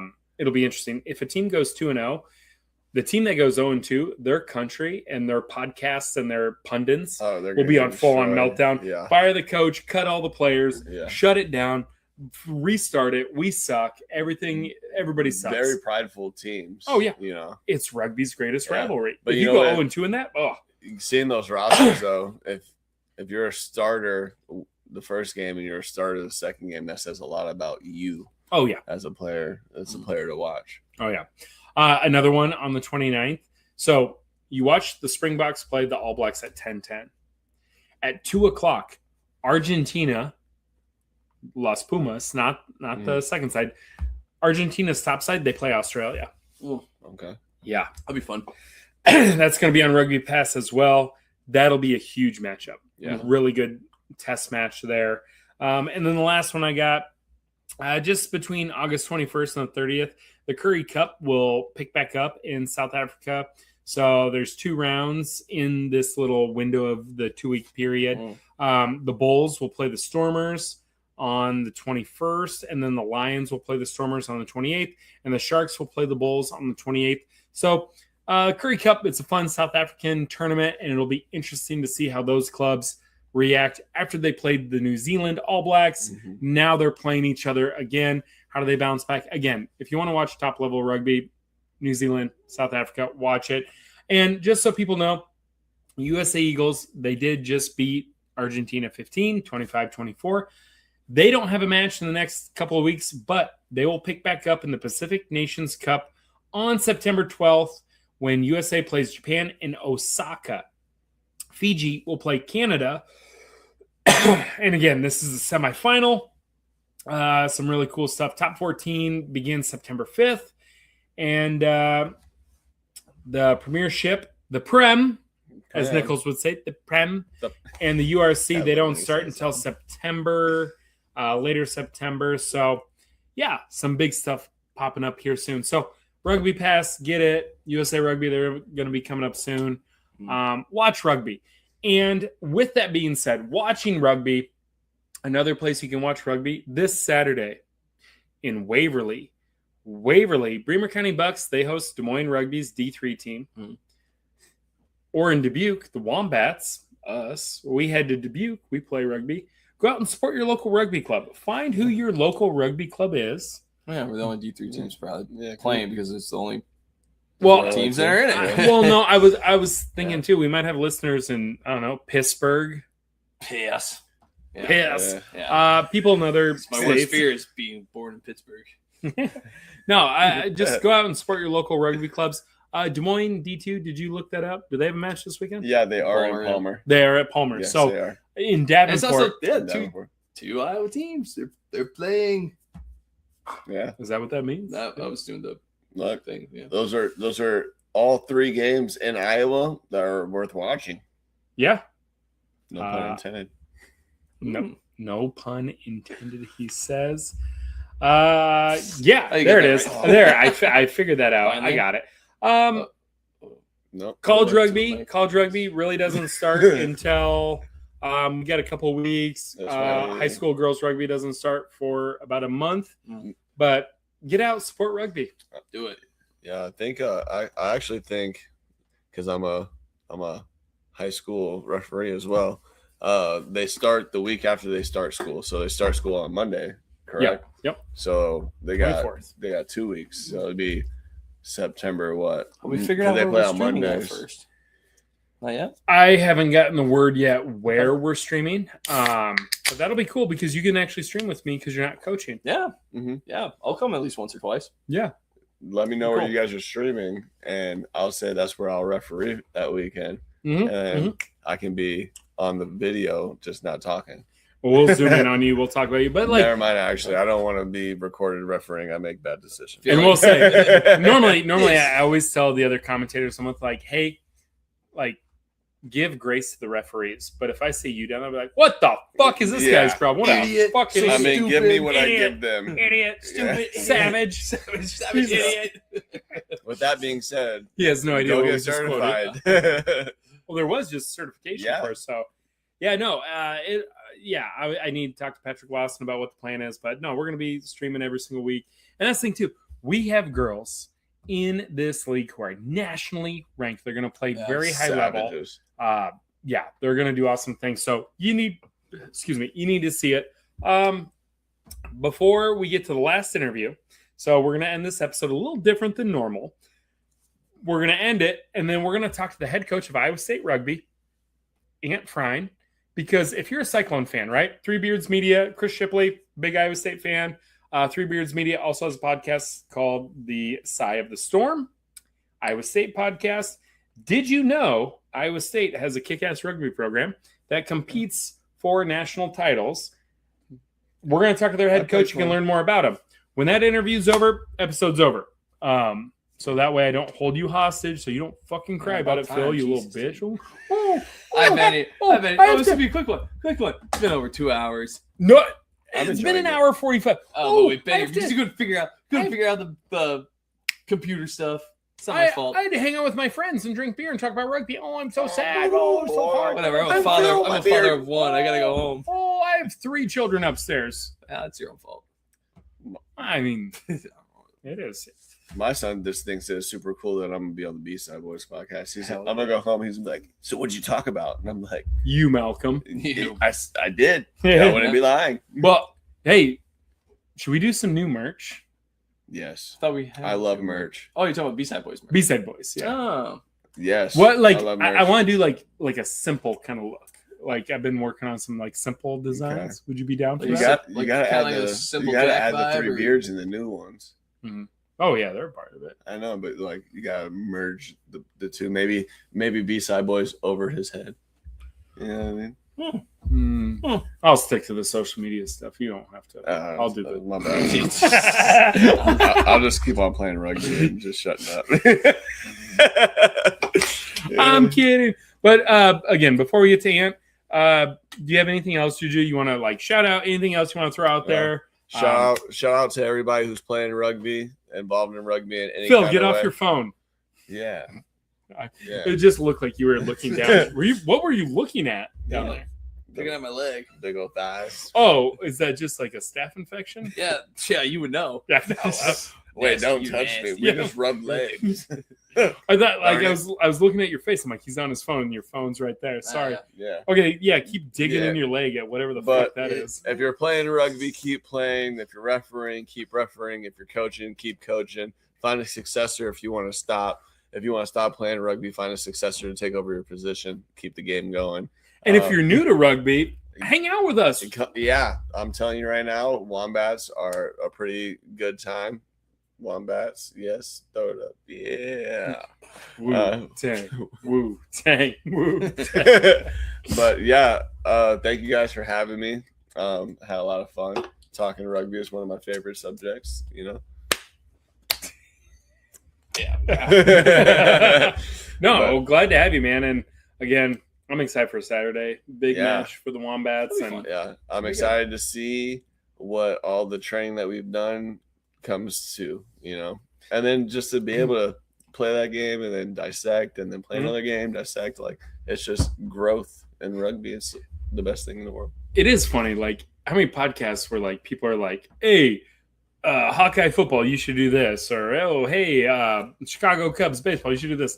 We talk rugby and then we're like, all right, we're gonna go do it. we're gonna go do it, and like maybe not very well at some parts. Like we talk shit, but we at least go out there and get hit in the mouth, and we pop back in. And no, it's always fun. And again, I I do want to say October 10th at Single Speed, we are going to do a live episode of the podcast so you can see what a rugby social looks like, or better yet, just come in person. Yeah. How involved do I have to be in this? Yeah. Early sorries and earlier welcomes. We'll have the camera set up. Phil, you can go get drunk in the corner. Perfect. And do whatever weird shit you do. Yes. I'll take his spot. Yeah. No, essentially, the main idea is we just kind of show like, hey, we're at the social. We show what's up. We talk about the game. We interview multiple players, maybe fans. We talk to our sponsors. We're going to do a charity event there as well. And then we'll show the man of the match thing. If there's a boat race, whatever. Yeah. We'll show some of the rugby stuff. You know what we gotta do? Yeah. We gotta make sure our boy Nico Felice is there and sing us one of those beautiful rugby songs that he sings. A good one. And Nico, don't listen to them. They want you there. What rugby song can we sing without getting canceled? Yogi Bear? No. That's probably one of the worst. Well, not the worst one, but it's up there. There's some things. The S&M. We'll figure it out. Me and Nico will talk. We'll figure it out. Some of them start okay. You know, Nico could probably teach us a haka too. He did play overseas. I'll do it for the camera. All right. Well, everybody, again, thank you for joining us. We're going to talk to head coach of Iowa State Rugby. And, how you feeling? Good, you? Oh, good, you? Good, you? Good, you? Good, you? Good, you? All right. And now we are joined by longtime friend of the program, longtime friend in real life, head coach of the Iowa State Cyclones men's rugby club, Coach Anthony Frine. Coach Frine, thanks for joining us, man. Thanks for having me, Mr. Gray. How you doing? Good, you? All right, end the episode. No. Exhausted, a little sleepy. How about you? I'm right there with you, man. It's almost like we've both had some pretty crazy stuff happen the last couple of weeks. Yeah, for people who don't know, we both have newborns in our houses. So we're on fumes here. So if this part of the episode gets a little weird, gets a little loopy, that might be why. But the thing is, you're locked in right now. We have the fall season coming up. Iowa State Cyclones have a kick-ass rugby program competing for national titles, but also, B Side Bois, we just joined the Three Beards Media Network, and they have a Cyclone show called The Sigh of the Storm. A lot of Cyclone personalities. Chris Shipley, who owns and runs the Three Beards Media, he's a Cyclone guy. And I think it's one of those things where I want Cyclone fans who just love Ames, they love Iowa State, they need to know there's a great sports program in Ames, Iowa that they may not have heard of before. And so thank you for joining us. And that's the first thing. For people who are unfamiliar that Iowa State has a rugby program and they're competing at a national level, what do you have to say to them? I mean, we've been around. This is our 59th year. Every year we call the team based on the number it is, and this is team 59. So, so you guys are still pretty young. Yeah. I mean, I don't know what's stopping you from coming out. Ticket prices are fairly cheap at the SWAC there. We got plenty of seating for you too. Yeah. And so again, you are a Division 1AA program in the men's competition under USA Rugby's CRAA. You guys have been competing again, like I said, and I'm going to get the numbers wrong, so I'm not going to say it. You've competed for national titles in both the discipline of 15s rugby in the fall is that season, but then you compete for a national title in the spring. And then in the sevens at the end of spring, another national title. Can you give people a rundown? What is the recent success that you guys have had? Yeah. So really everything started kind of turning around in 2023 was really the year it started turning around. We made the national championship game in 15s for the first time ever, and then turned around 2 weeks later and won the sevens national championship in San Jose for the first national title in club history there. Followed that up in 24 with a national runners up in 15s and a third place finish in sevens. Followed that up with a final four in 15s and a final four in sevens in 25, and then in 26, we finished runners up in 15s and runners up in 7s. Some people are saying we're the Buffalo Bills of college rugby, but you know what? They can have that opinion. Well, you guys are right there. I mean, that's the thing. Every single year, you are getting the squad ready, putting them in a position to win. And that's the thing. I think, both 15s and 7s, you were like a meter away from winning a national title in both this past year? Yeah, I mean, you were knocking on the door. Yeah, we were, we went 97 meters in the national championship game in 15s and stoppage time and came up 3 meters short there. And then, turned around a week later and our captain, Zach English, who we'll talk about in a little bit, I'm sure, has a hat trick in the national final against Oregon. Time expiring, hats off to Oregon. Cormac O'Flaherty, incredible player that they had, scores as time's expiring to win it for Oregon. Hats off to him. But, I think a lot of people focus on the results and what is really relatable with our program to Iowa State as a whole is the resiliency in the kids. You have the guys, they're playing that 15s final in Indianapolis on a Sunday afternoon. That Monday, we're driving back from Indianapolis to Central Iowa, get back that evening. Tuesday's a recovery day. Wednesday, Thursday, we're switching from 15s that we've been in for 9 months at that point to 7s that we really hadn't spent any time on. And for the guys to then, turn around, travel Friday and compete Saturday, Sunday again and get that close. I mean, I think that speaks to the Iowa State of the guys that we have in our locker room there.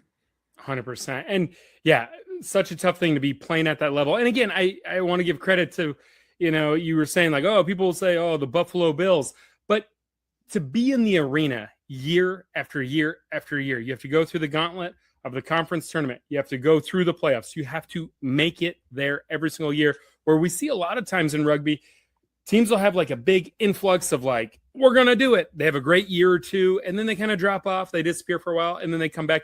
Consistently in the CRAA, you guys are always knocking on the door. So can you give us a preview for this fall for Cyclone fans who may be new to rugby? How can they watch you guys? Who are you going to play? What is the season looking like for you guys this fall?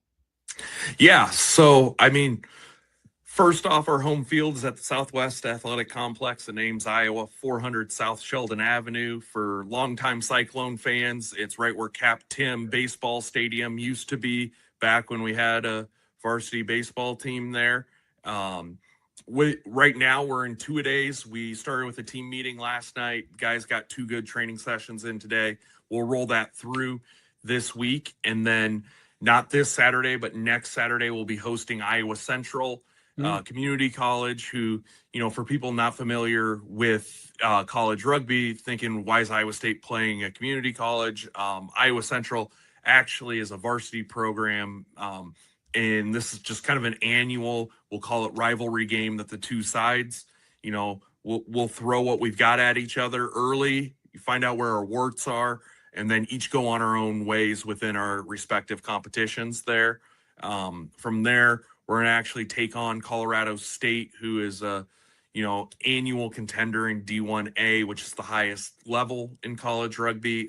We're actually going to meet them in Kearney, Nebraska, take them on Labor Day weekend, which will be a really good test for the guys. And then from there, we'll jump into our conference schedule, which, University of Minnesota, University of Iowa, Wayne State University, in Principia College. Thunder Chickens. The Thunder Chickens there, one of, if not the toughest leagues in the country. All those teams have competed for a national title in the last 5 years, all very, very good programs there.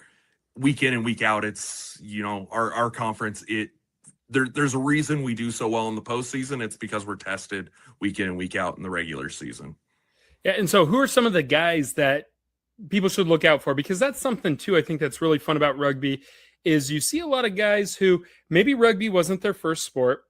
There's some names of local Iowa maybe football players or wrestlers like from Iowa high schools that have jumped over into rugby, but also a lot of talent of Iowa high school rugby players that have come over. And you've also had a really good hand in recruiting outside of the state of Iowa as well. Like, you have crafted this team very nicely. You have a top side, you have a second side, a B side, always looking for, who's up next man in, who are some names we should watch out for as leaders, and maybe dark horses that might surprise some people that you're looking forward to. I know as a coach, maybe, if you're a player, earmuffs, motivation, like, don't hype someone up too much, but just some names maybe people might recognize from maybe high school sports.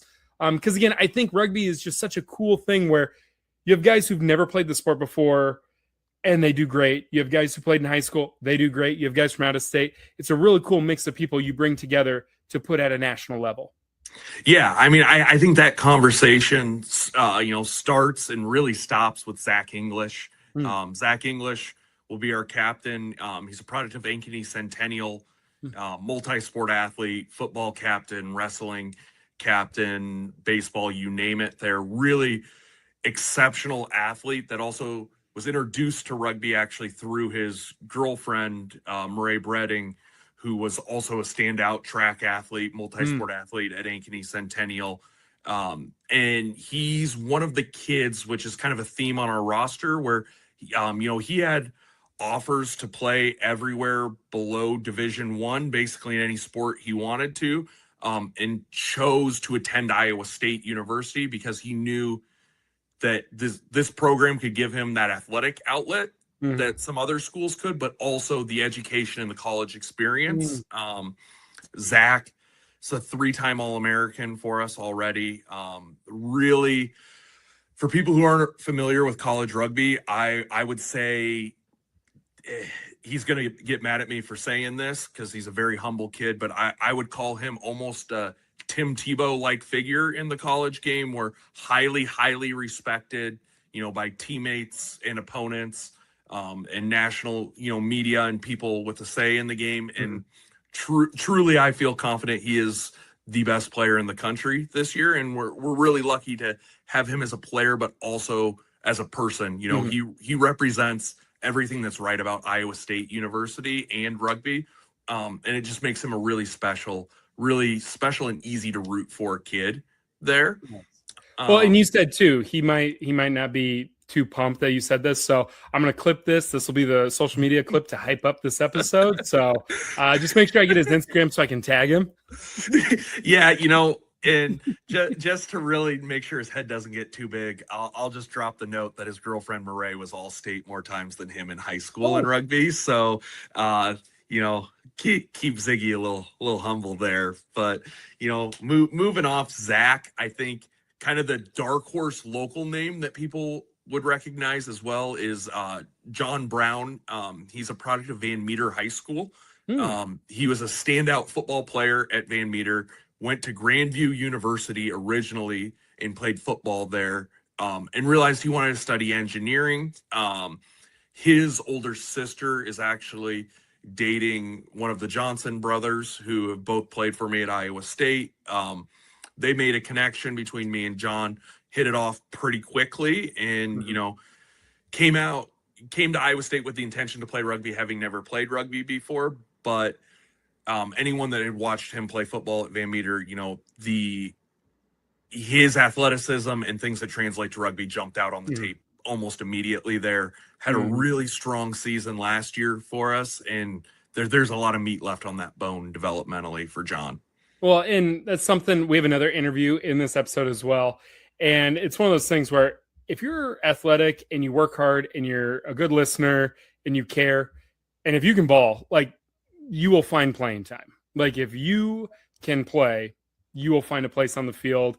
And I think that's what's so cool about the sport is we have so many kids who like, hey, you're great at all these other sports. Rugby coach Joe wrote an article about best crossover athletes and all that. And it's like, yeah, you can play any sport. It translates to rugby. I mean, it's a big game of keep away on offense, the triple option, and then defense is just Red Rover, right? If you just have a great work ethic, you're going to be fine. And I think that's why you see Iowa State, Iowa, UNI, Iowa Central, every single one of these schools all these state schools, they do so well at a national level because of the kids that make up the programs, like that work ethic, that chip on their shoulder, just blue collar, ready to grind it out, and I think our high school programs are showing that.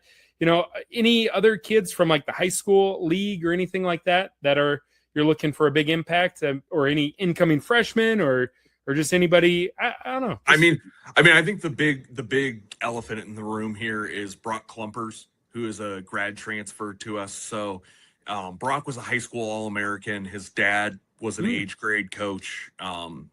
For those not familiar with, international rugby, that meant he was coaching one of not the senior level, but like an age grade team. So, a U18, U16 level there.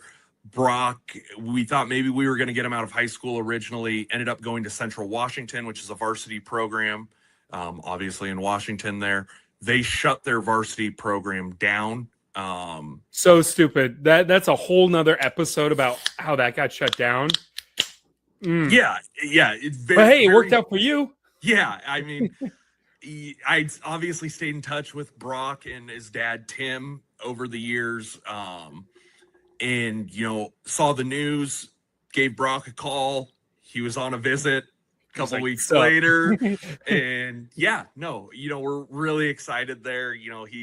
He's a guy that he brings a level of professionalism to him. He, was an All-American last year in the college game, but really has come in and wanted to be a Cyclone. And I think that's really important. And the added bonus is, we were able to add his dad to the coaching staff this year too, and really speaks volumes to the person Tim is. When we started talking about it, he was very clear he didn't want to step on any of the existing coaches' toes. He's got an incredible resume, but the person he is, he wanted to basically start as, a positional coach. And we're I think we've got one of the best set piece coaches in the country on our staff now. Well, and that's just a huge part of the game for people as we introduce set pieces to people. I mean, if you can get an edge there, oh my gosh, that's going to do wonders for you. And yeah, man, I just think it's one of those things, like, you keep bringing up the people. It's very intentional who you bring in, right? I mean, someone who's coached at an age grade level, maybe played at an All-American level at a D1 program, people could come in and act a certain way, but you're pulling in people who they're buying into the system. They believe in what you've been doing and they want to be a part of it. And it's really cool to see. And again, it's why you're having that success. And it reminds me a lot of things you've seen with Iowa State football, things you've seen with Iowa State wrestling, just this pride and this sense of, working hard and just being a good person off the field as well. And I wanted to touch on this earlier because you're competing for national titles, but you are a club program. So tell people, what does that look like? How do you bring in people from out of state? How do you get kids interested in coming to Ames, but yet you are a club program? What does that mean? What does that look like? You're not handing out scholarships. What does it mean? And how do you stay at a high level when you are just a club? Yeah, I mean, I think you kind of hit the nail on the head there. This is my 10th season coaching at Iowa State. And from day one, the goal's been building a sustainable winner there. We've got a saying that, good people have good people as their friends, and shitty people have shitty people as their friends, but everyone has athletic and unathletic friends. So with that, we target the people first. And with that, you give kids a real experience there. I'm not feeding my family coaching here. So my thing is I'm going to be honest with every kid and give them the best experience possible. And it's funny how, word of mouth travels there. We talked about Tim Klumpers there. He was actually, when I took the job at Iowa State, was one of the first high school coaches that reached out to me. He really had no business doing it. They were, defending high school national champions, and Iowa State was a middling D1 program there. But through that, we brought in Sean Ropey, who was in my first recruiting class. And then Sean Ropey turns into Alex Geiser, who is a 4-time All-American at Iowa State. And then Alex Geiser turns into Brock Klumpers, but it's, taking care of the guys and preparing them for graduation. That's the focus. So the recruiting comes easy there because parents trust us with their kids, high school coaches. If I'm not getting paid, they're surely not getting paid. And they can trust that we're going to prepare these guys for life there. And that's, if you look at our roster, even the out-of-state guys, like Neuqua Valley is a school in Illinois. Griff Huffman, who was in my first recruiting class, and I was lucky enough to, be in his wedding 2 weeks ago there. He had such a good experience that every year we bring in 1 to 2 kids from Neuqua Valley. That's a suburban Chicago school that kids are coming to Iowa State to play rugby because of the experience other ones got. We got 2 freshmen this year from Neuqua Valley, Giuseppe Capario and Gio Soto, that, they're both having good camps right now. And it's just, you treat people right, you keep the main thing, and good stuff happens, man. Yeah, it just seems like the beast keeps feeding itself. You kind of had this vision, you built it, and now because you're having these results, you're getting what you want, and it's finding those same people over and over. And so again, with it being club, how about funding? That's probably something that's never fun to talk about, but like, how do you guys pay to go out to Kuntz Field in Indiana? That's where the National 15s was. Did I say that right? Yeah, you did. And then you've gone out to the West Coast. I mean, you've played in Texas. You've played all over the country, right? But it's a club. How do you guys pay for these things? And let's say there's Cyclone people that want to support this. How can they follow Iowa State Rugby, and how can they support you guys to help you stay at this national level? Yeah, no, great question. We're really thankful for the setup that we have. We feel the SWAC, our field, is one of the nicest in college rugby there. The university takes care of that for us. The university gives us some money, just like any student organization. But the difference is where we wait, time out. When I was at UNI, they didn't give us any money. Okay, go on. Yeah, maybe some. Zeus probably, they didn't like me. Okay, go. some money, they give us some. The players, they pay dues. We've got a fundraising schedule that's set up there, but also let's be real, we're operating on a smaller scale than football or basketball or something like that, but a scale similar to, a Grandview, actually bigger than like a Grandview football, because we are, traveling coast to coast every year. So to fill those gaps, we've got, I talked about this as Team 59, teams 1 through 58 are very generous in supporting us through the Cyclone Rugby Foundation, which is our nonprofit there. We've also partnered with the Iowa State Foundation, which is, another tax deductible method. How this one's housed with the university that people can donate to. And what resonates a lot with people is, you can give your dollars when it comes to, college sports to a lot of places. You go online, every program is asking you to donate to, the cleverly named NIL fund and stuff.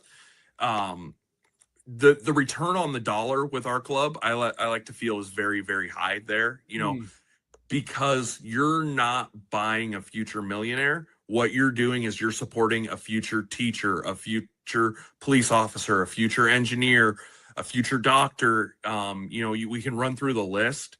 And with that, we have 100% graduation rate too. So these guys are here. They're not here to play school. They're here to go to school and play rugby. And those dollars, they're greatly appreciated, and that helps these guys represent Iowa State to the best of their ability. And I would be shocked, no slight at anyone else that represents Iowa State, but to find a group that represents Iowa State on a more genuine level than these guys do.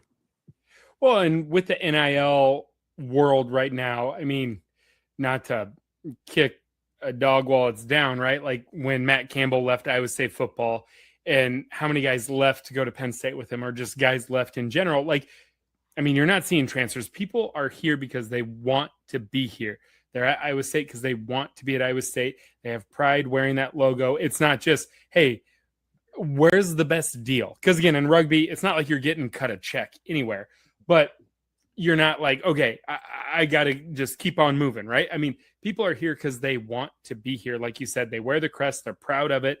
And then once they leave, they're still proud of it, and they're giving back, and they're promoting the club and doing certain things for the club. So no, love to see that. And that's something that's just, I don't know. That's what I love about all of our schools in the state, where when people play for those clubs, they're super proud of it, and there's an identity there. And so for people outside of the rugby world, get into it. It's a great community, great people.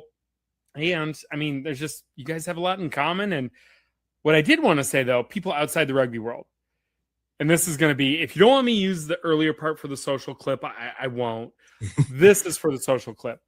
Thinking of other athletes, because again, people always say USA is the sleeping giant of rugby because we have the greatest athletes in the world. You look at Team USA for basketball. You look at the NFL. You look at baseball, World Baseball Classic, even though, I mean, we should probably won that, whatever, who cares? But Valencia is really good. I can't be mad about that. But if we had some of those top tier athletes who go, you know what, I'll give rugby a try. Other countries, New Zealand, South Africa, they're afraid of the United States if one day our top tier athletes turn to rugby. So when you look at the history of Iowa State, because you went to Iowa State, you played for Iowa State, you're a huge Iowa State football and basketball fan, you know about wrestling. Who are some athletes on the current roster or even in historical rosters that would make some of the best rugby players? Well, that's a little bit of a loaded question, so I'm going to buy myself a little bit of time while I think in the back of my head here. Come on, I texted this to you like a week ago. Well, I got to give a shout out to my boy Tyler Morrow. Cyclone fans will recognize that name. Played tackle on the football team, and when Campbell left, you know, he wanted to finish his degree at Iowa State, and so he actually came out for rugby his last semester last spring, and you know, was a hell of a lock for us, just an A+ person. So the politically correct answer is going to be Tyler Morrow, but in all seriousness, Wait. Did he graduate? Yeah. He got his Where's master's he at now? degree. He is in Dubuque, but I don't think he's going to, or he's in Davenport. I think he's going to be playing for another team that starts with a D, potentially. Is he going to play for the Riverboat Gamblers? Nope. I think Des Moines going to end up getting him to come play for him. I mean, he's a guy that if he had picked up rugby a year earlier, I think I still think he has a very good shot at representing the United States in a World Cup at some point. Just character off the chart, 6'7", 270, can walk and chew gum at a time. Like, he's a special athlete, but he's an incredible person too. And I really enjoyed that semester. I got to coach him. It's rare you get a guy that, you know, played Division I football that comes in and is willing to work his way up from the bottom and still, you know, one of the guys I like keeping in touch with him. He's just a good guy to have around. Well, I mean, if he ever wants to just hang out with the Wombats, we've known each other forever. I'm still waiting for a pipeline from Iowa State to the Wombats, but we'll get to that later. But I'm glad he's not playing for Dubuque because that's our match this upcoming Saturday. I don't feel like tackling a guy who's 6'7", 270. Forget that. That's why I play D3 rugby. I'm trying to tackle a monster. Like, grow up, man. Get out of here. Yeah, I mean, like going for kind of a more notable Iowa State athlete. I mean, I think let's take politics aside here. A guy like a guy like Royce White. You know, when you're 6'8" and can move the ball, I think that's a guy. You know, Joel Lanning is another guy that could play both sides of the ball. I think he's another guy when you Thanks really for switching.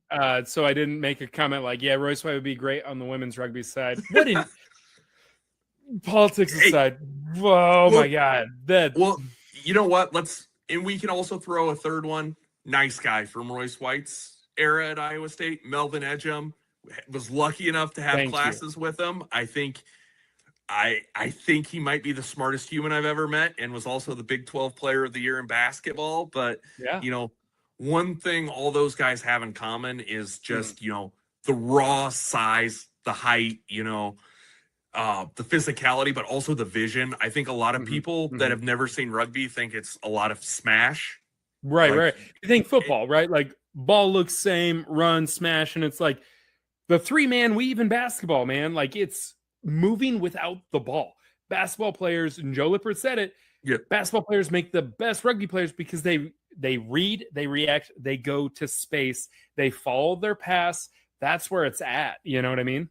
Well, and that was my path to finding rugby. There is, I realized I wasn't going to play basketball much longer, and transitioned to rugby and found a lot of those skills like Joe talked about in his article, the vision, the understanding of spacing and things like that translated really well. And here I am a lot of years later still involved in the game.